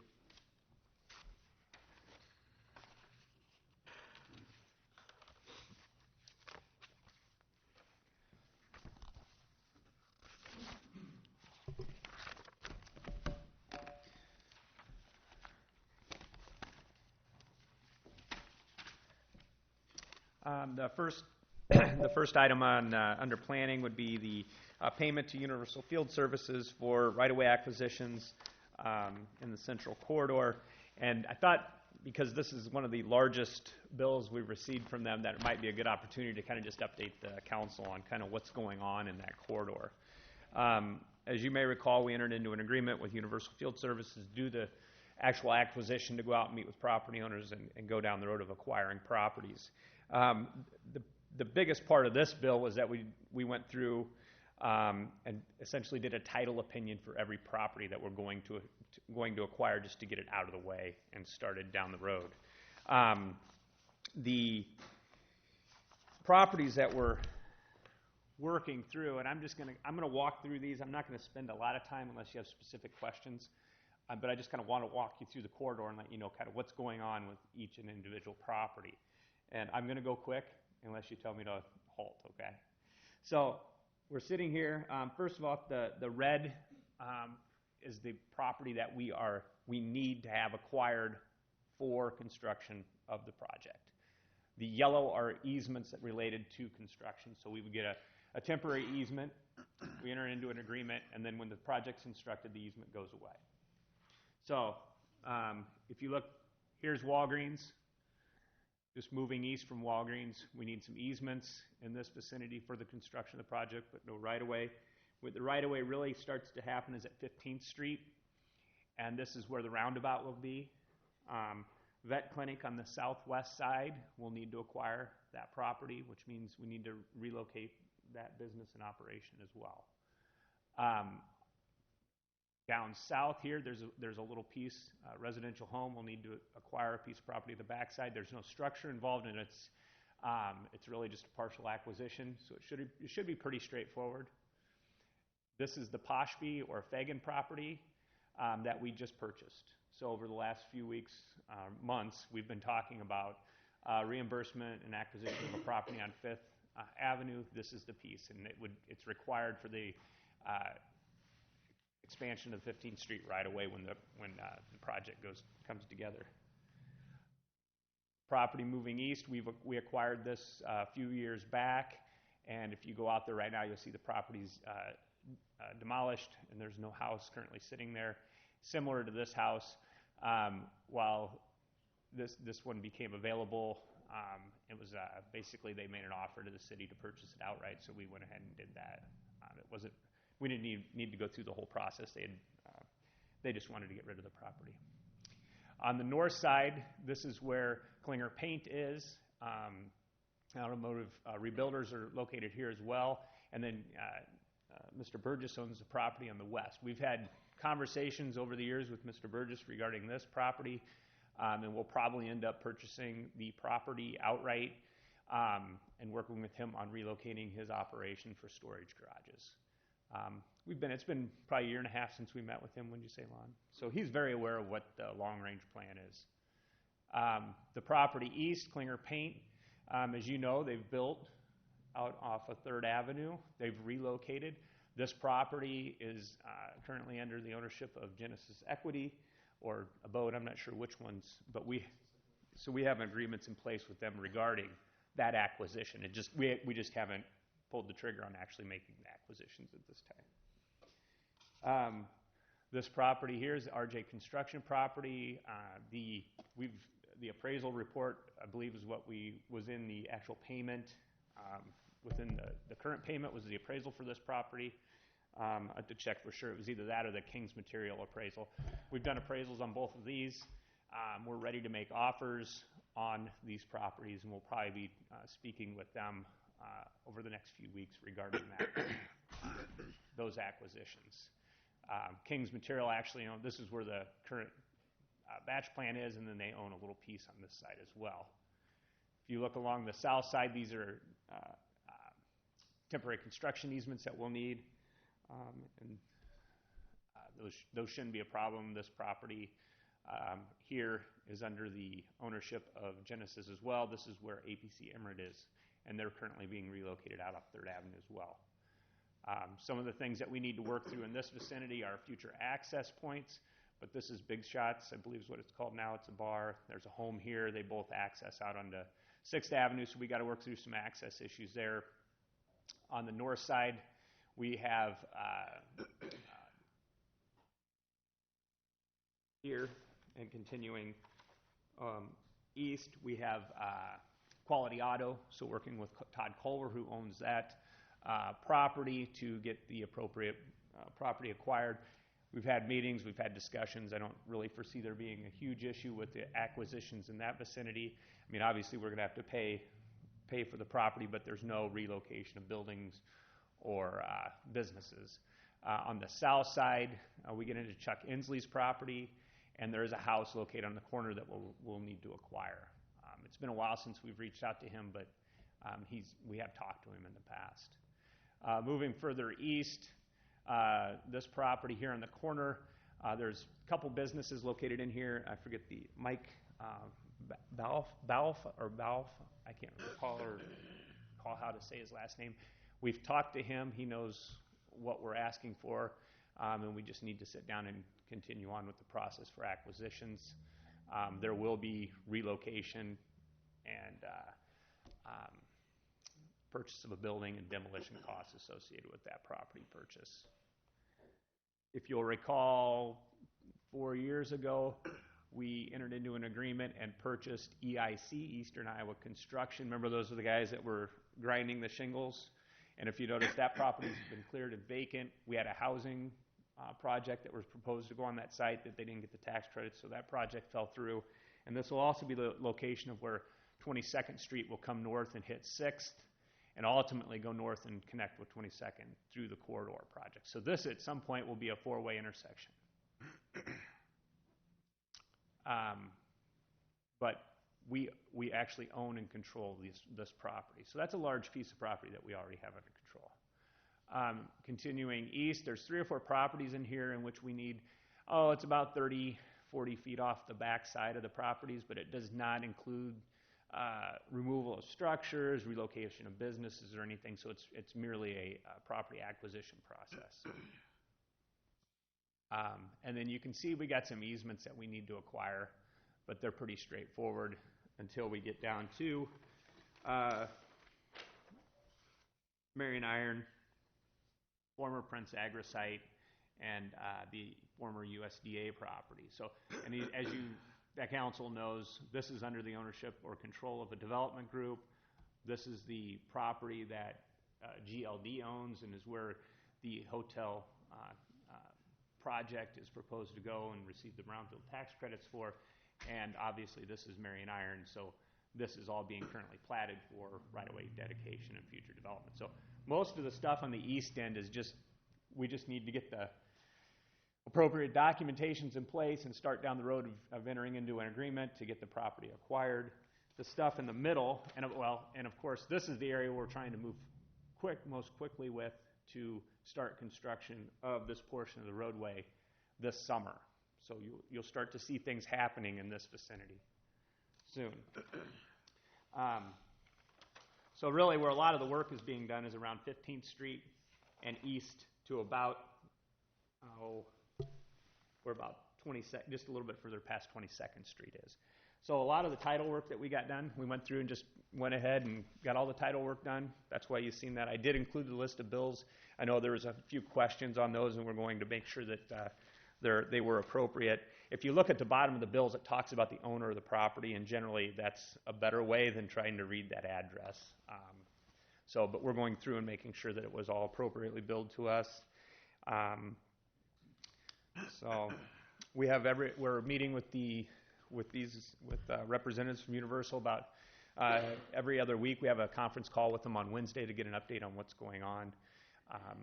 I would expect that council folks may start to hear from people, because in the next probably 3 to 5 weeks, we're going to sit down over a period of a couple days with individual so they'll come into town and we'll sit down and have conversations about where we are and what we need and the process to follow in accordance with the acquisition. So there will be some community conversations going on, I'm sure, and just so the council is aware that we will be talking with folks and residents. So as you have questions or comments, you can call me and I can sit down with you and walk through the process.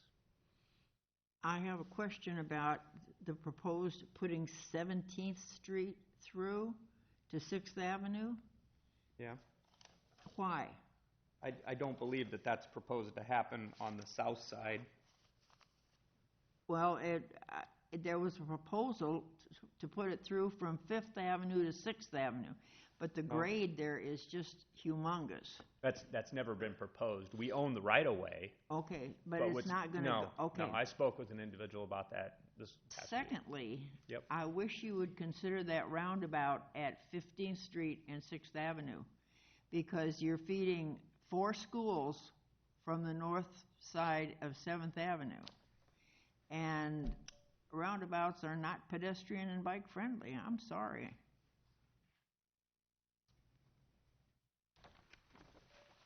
I mean, I can't believe that this, what's his name, Dan Barber, that is the big fitness guru that would go along with this as far as Dan Burden. Walking. I'm sorry. Dan Burden. Thank you. Well, it was in the neighborhood. That he would go along with this as far as the fitness and all this and riding bikes and walking and stuff. You're going to see more cars on the street, and if you've been around here around 3 o'clock with the mamas and papas picking up their kiddies, you know what the pedestrian thing is and what the parking problem is, and it's just going to increase. And to even get near Starry School or high school now is impossible. Well, that may be your opinion of that. I think the project has been vetted.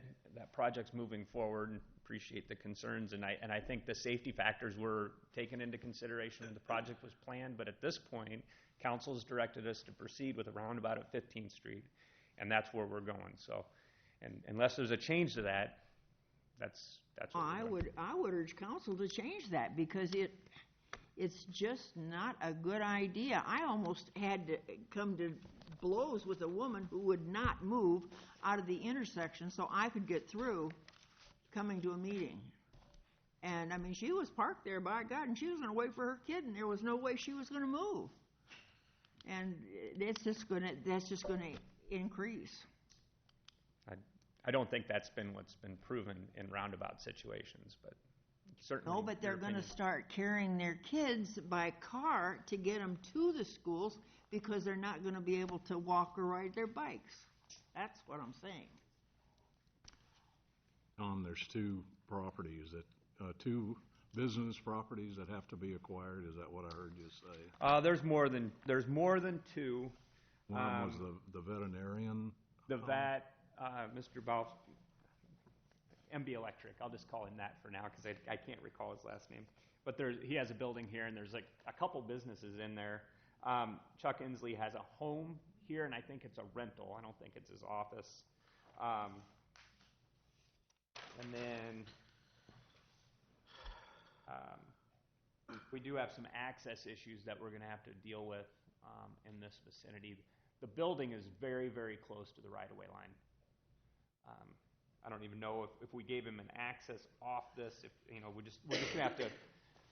There's going to be a lot of conversation about how, even in the event that we may not need to acquire property, how we're going to provide access to them during construction. So I guess my question leading to was, we have to relocate these businesses. Is that true? Absolutely, yeah. Okay, so do we have to buy them concrete? We are required by law to do certain things as a part of the relocation. And what we will do is, at the time those projects are coming forward, we will bring them to the council so the council is aware of the situations. Okay. Do you know what I'm talking about for the tanning salon? Okay. Yeah.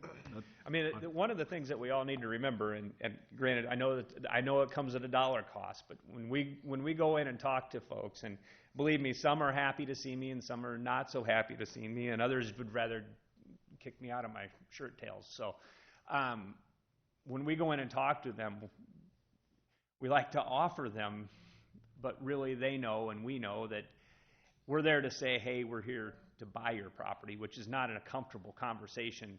Of the list of things that I get to do on a daily basis, the last thing on my list would be to go into a business and say, hey, we need to buy your property. But that's the only way that we can get through some of these. And I can tell you that most of the time, folks, initially there's a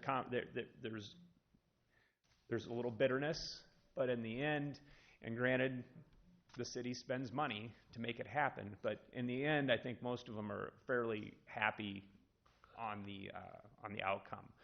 Wade Renault with the tanning salon, I think we paid, and don't quote me on it, but I think it was about $170,000 is what we essentially paid to relocate him.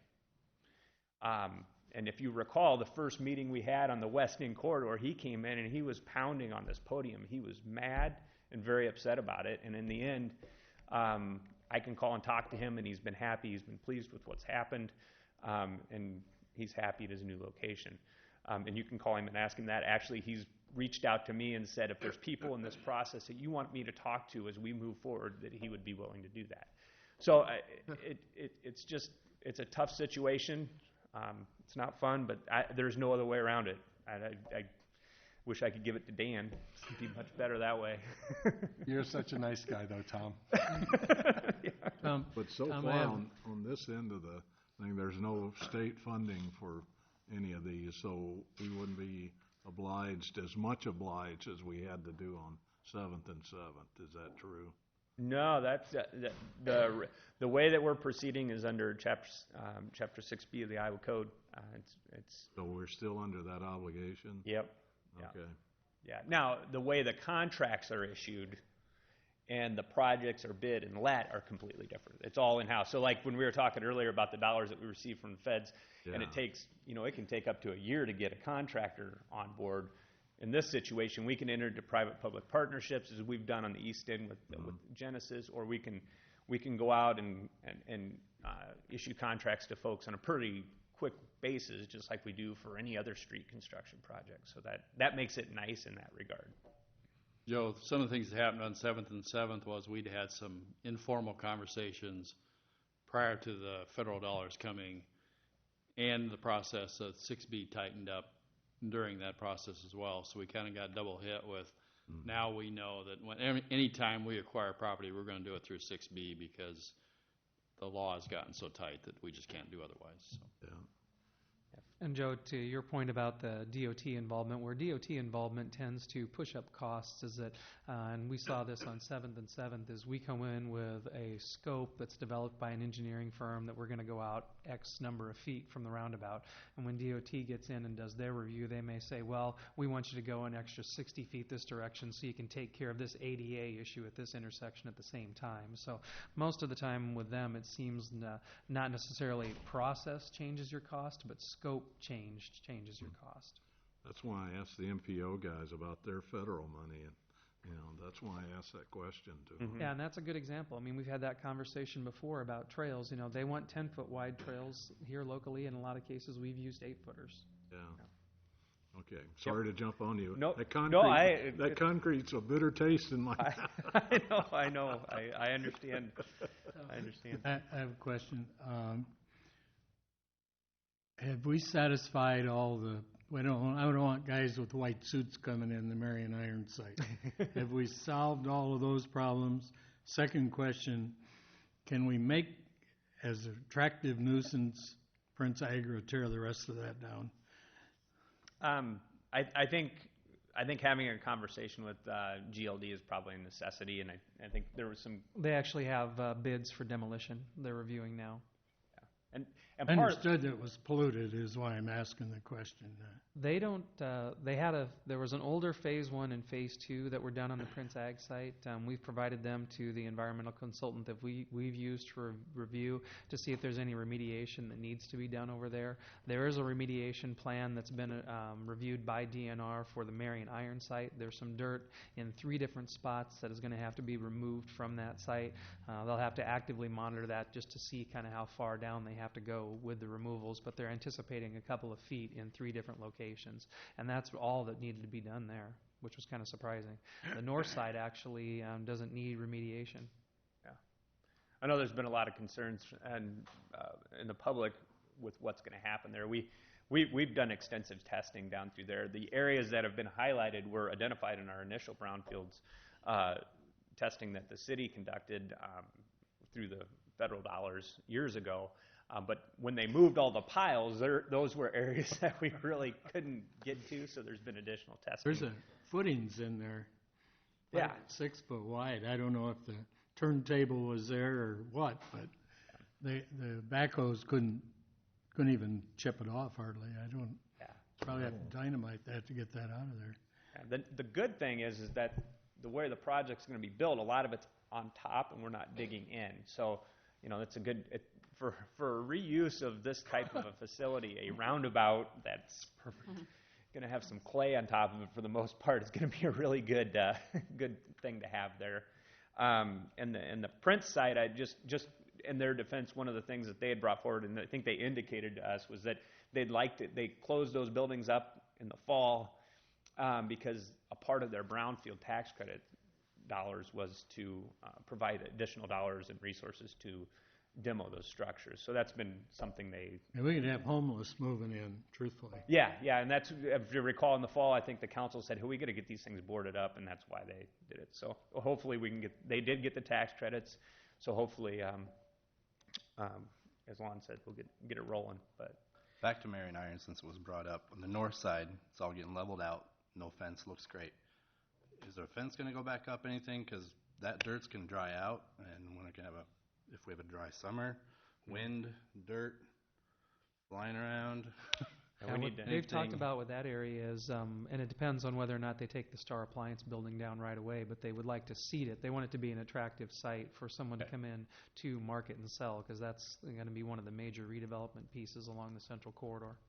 They're required by our stormwater management to, if soil is inactive for 30 days, they have to seed it. Okay. So they'll be doing that as soon as they can in the spring.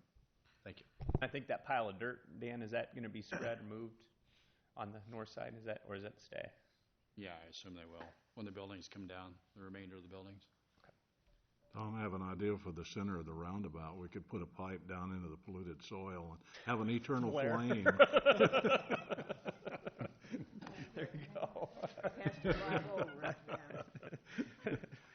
That's a good idea, Get rid of the pollution, though, eventually. Used to have one downtown. Were there any other questions? I just wanted to clarify what's been going on in the corridor a little bit, as well as talk about that bill. I know it was a big one, related specifically just to contractor work. You'll probably see some more larger ones come through when we start doing appraisals for all the properties. So, Have we been promised any Fed money that hasn't come through, like Cedar Rapids after the flood, and they were promised all this rebuilding and all this, and what was it, $90 million that they haven't seen from FEMA? Nothing like they had. I mean, Cedar Rapids, they were looking at something that needed to be sponsored by federal legislation, making an appropriation to the Corps of Engineers, and we've had nothing. Well, through they the were Corps or anything promised like money. that. Yeah. I mean, it was, and now they're not getting it, so I think keep an eye on them. Tom, no answer on the what I called you about with the one bill for the. We've tagged a couple of them for explanation, but I believe the one that you had called about, if you look at the bottom, it's owned by GLD Properties.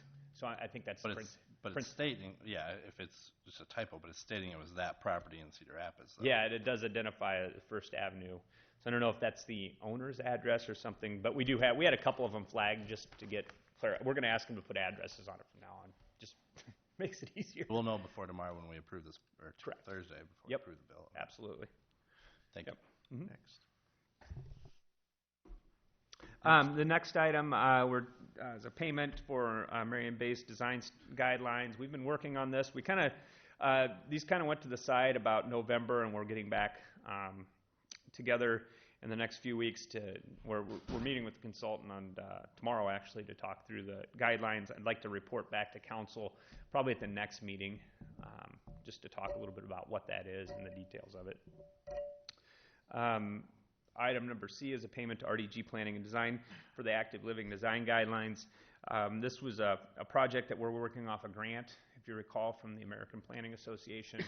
And we've contracted with RDG to do the project. And again, without going into a lot of great detail now, maybe I can, at a later date, when we've got some solid things, kind of bring it back to the council to report out on. D? D is payment for completion of a Plata survey related. It's in the corridor project for future development. So there'll be more to come on that, but we needed to get the survey completed for project. Just specifically identify the property that we have, and would most likely enter into an agreement with a local developer for exchange. But this is just platting the property. And this is city property, city-owned property? Yep. So it's the... Can't tell us which parcel, or? What's that? Can you tell us which parcel? Yep.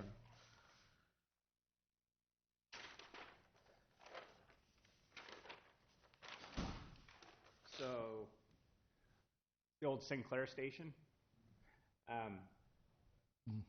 it would be this piece of city-owned property, which has just been surveyed.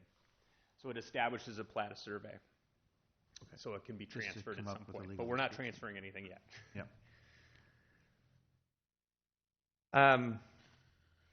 Item number 2, moving on to the regular agenda, is revised preliminary plat for Edgebrook Addition. There's a pretty lengthy report in my packet regarding that.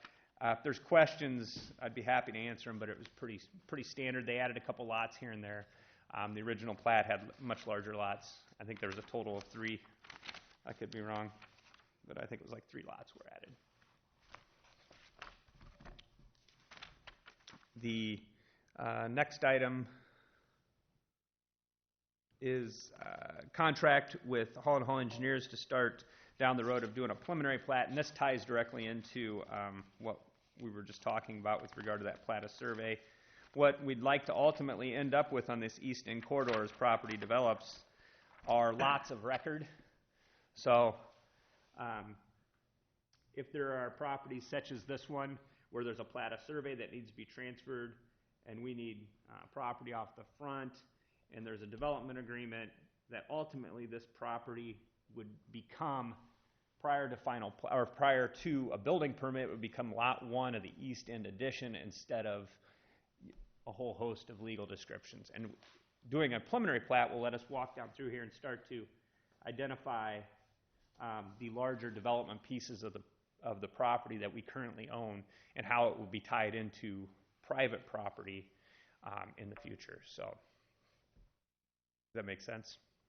Hopefully, we'd also be able to, well, not hopefully, we will be able to identify where the utilities will go, and that helps. Right now, we're having a huge issue on the east end, is where are the utilities going to go to service development as it happens, and this would coordinate the activity or the development review so that we actually have an idea of where those utilities will actually be. The necessary step in the redevelopment. So absolutely, it moves us further down the road towards seeing development in those areas.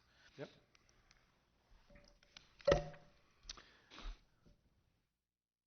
The item number 5 is a correspondence regarding the Chapter 55, or the chicken ordinance, as we've come to call it. When we first drafted the ordinance, it was really specific to single-family residential homes.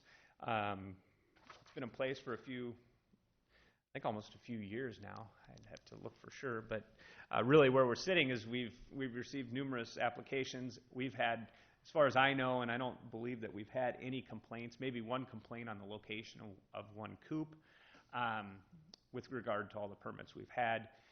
So I can't say that we've had any kind of major problems with the chickens in the community. I did check a few months back, and I think our chicken and duck population was approximately 106. So, got a substantial population.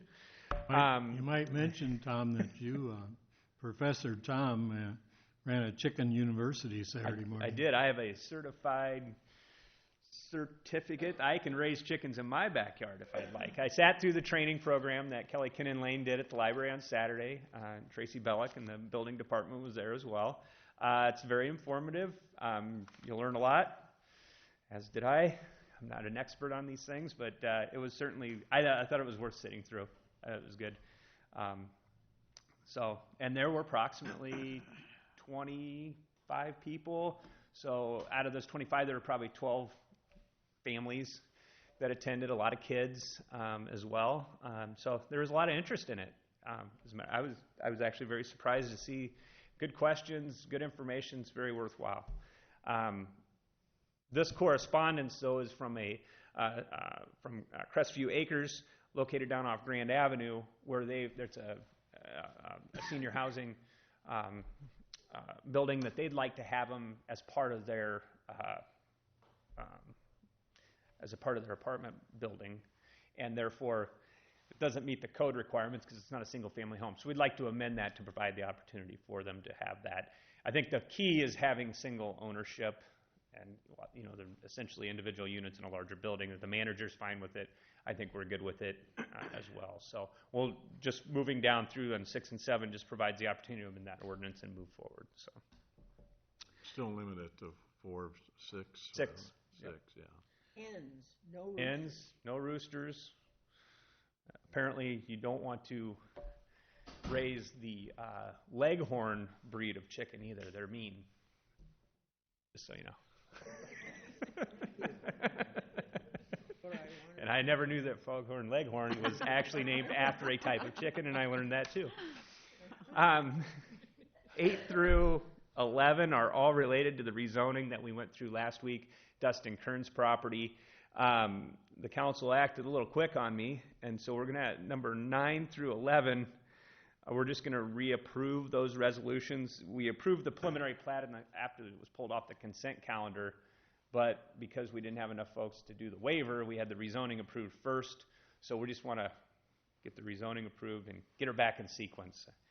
I about fell out of my chair, but I wasn't going to say anything. So this will still be a third reading then? Be the third reading, and then the 2 plats of surveys, and then approval of the preliminary plat will come through as well. So. And then finally, number 12, the public hearing is set for March 17th. And this is going to be for the alley that we worked on at great length about a year ago to get vacated. And then some of you may recall there was a lot of conversation about the south 5 feet and the west 10 feet, and there was quite a hubbub. Ultimately, when the deeds got all put together, it didn't happen the correct way. So we've got it all resolved on paper now.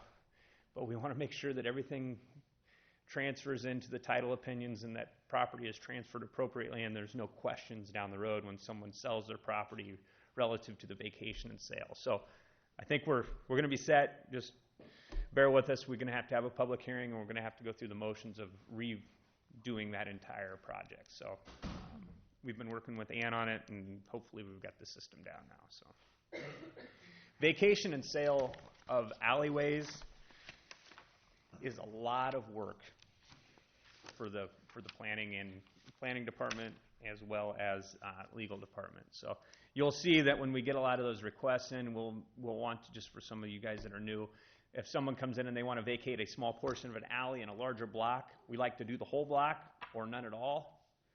And based on this one, we don't even like to really do them anymore now after this one.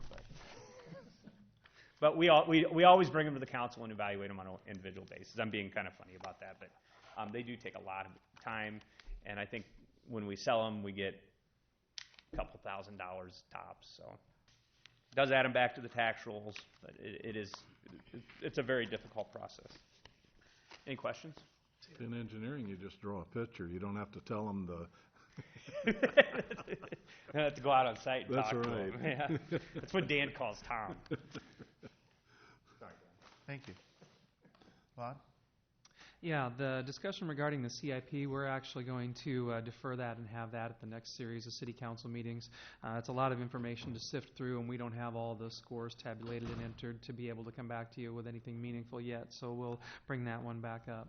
So then moving on to number 2, just wanted to do some final confirmations with council on this. I am scheduled to be over at the Midwest Summit in Middleton, Wisconsin the next couple of days. So I didn't know for sure if I've got everybody fully briefed enough to where you're going to have questions that would come up during the budget hearing. If you've got them, I'd like to have a chance to address them now.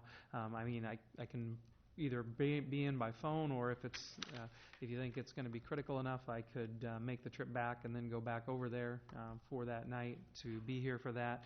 The one thing that I wasn't clear on that I needed some direction from council for the preparation on Thursday was that one of the changes that the council wanted to make to the budget was to not have the 2 additional part-time positions funded in the library.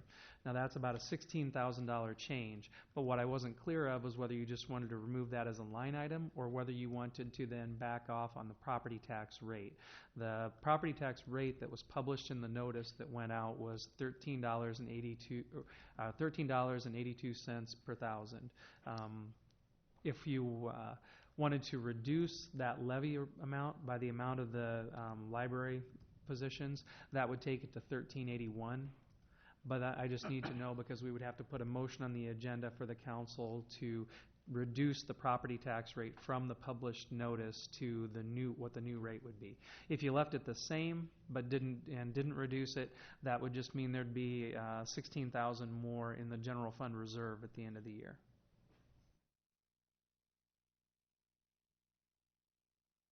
With those library positions, wasn't there some discussion about that decision would just be deferred? Yeah, and essentially it's up to, even though the council was talking about the amount of funding specific for those 2 positions, you have to remember that the library board has line item control over their budget. So you approve their budget. If they decide that they really need those 2 positions and they want to reallocate something and give up something else, they have the option to do that. So what you're really talking about is granting them $16,000 less than was included in the second draft budget. Mm-hmm. I guess when I was the one that brought it up, and my intent is just to, wait and see what they get, what goes on with the new building, not to bring this down a penny, I guess, on the thing. So in my intent, it was just to, keep them from having to search for the 2 new people until the library decision is made. Yeah, and I think it's probably worthwhile with a new director coming on board in the middle of April to give them a chance to take a look at the staffing plan that was put together, get caught up to date on what type of service offerings the library has, and then weigh in, have their own chance to provide input on how that staffing should come together. So that can always come back up in the 17 budget, right? So So if I'm understanding this correctly, you're asking us one of two options, either remove it as a line item, leave the tax base as it is, or to remove the tax base. Yeah, it was whether or not you wanted to leave the tax rate as published or whether you wanted to reduce the tax rate, the amount of the $16,000 reduction. It's a 0.011 cent reduction, so it's 13.82107. If you dropped it back, it would be 13.81007.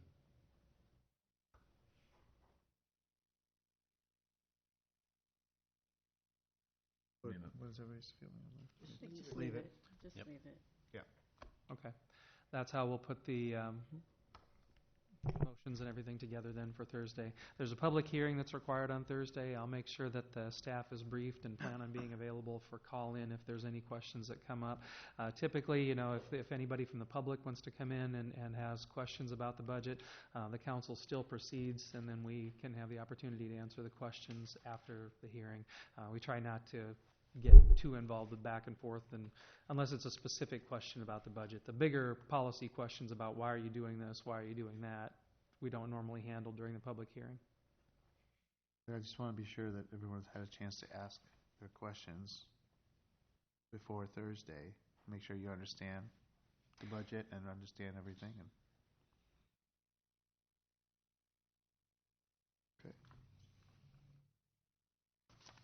Okay. Number 3 is a motion and file to receive a recommendation from the Lost Committee.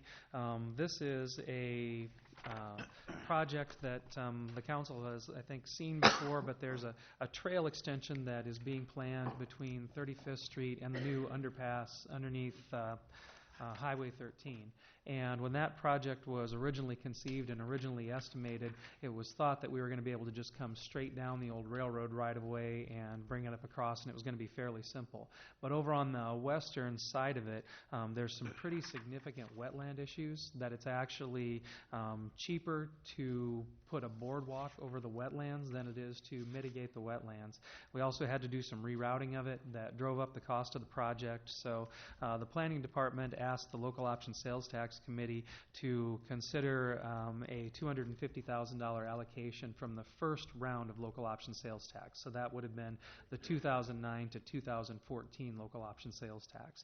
And under that sales tax, we had over a couple of years, we had accumulated some dollars in a contingency line item just in case any of the other projects came in over budget during the term of that local option sales tax. And so that $250,000 would come out of the contingency. There's $330,000 available in the contingency to be able to be used. We're trying to wind those funds down so that we're not carrying them forever and don't have to monitor them and account for them forever. We will still be carrying some dollars in there because there's still the two big remaining projects are Gateway and Wayfinding, and then there's still a considerable balance that's allocated towards future phases of the trunk sewer that we'll have to go through and monitor. We're trying to get all the remaining dollars in that program. We're not collecting anymore, so it's time to use it and get it off the books. The Local Option Sales Tax Committee reviewed that and concurred that it was an appropriate use of the sales tax dollars and met the intent of the ballot language. So then that would be a resolution from the council to concur with that recommendation and move forward with allocating it toward that project. So if I'm understanding that right, then Lon, there was an excess of $80,000. That sounds like we have perhaps some other projects that we would utilize the balance of that fund for. Yeah, there's still another $80,000 that would be remaining in that contingency line item.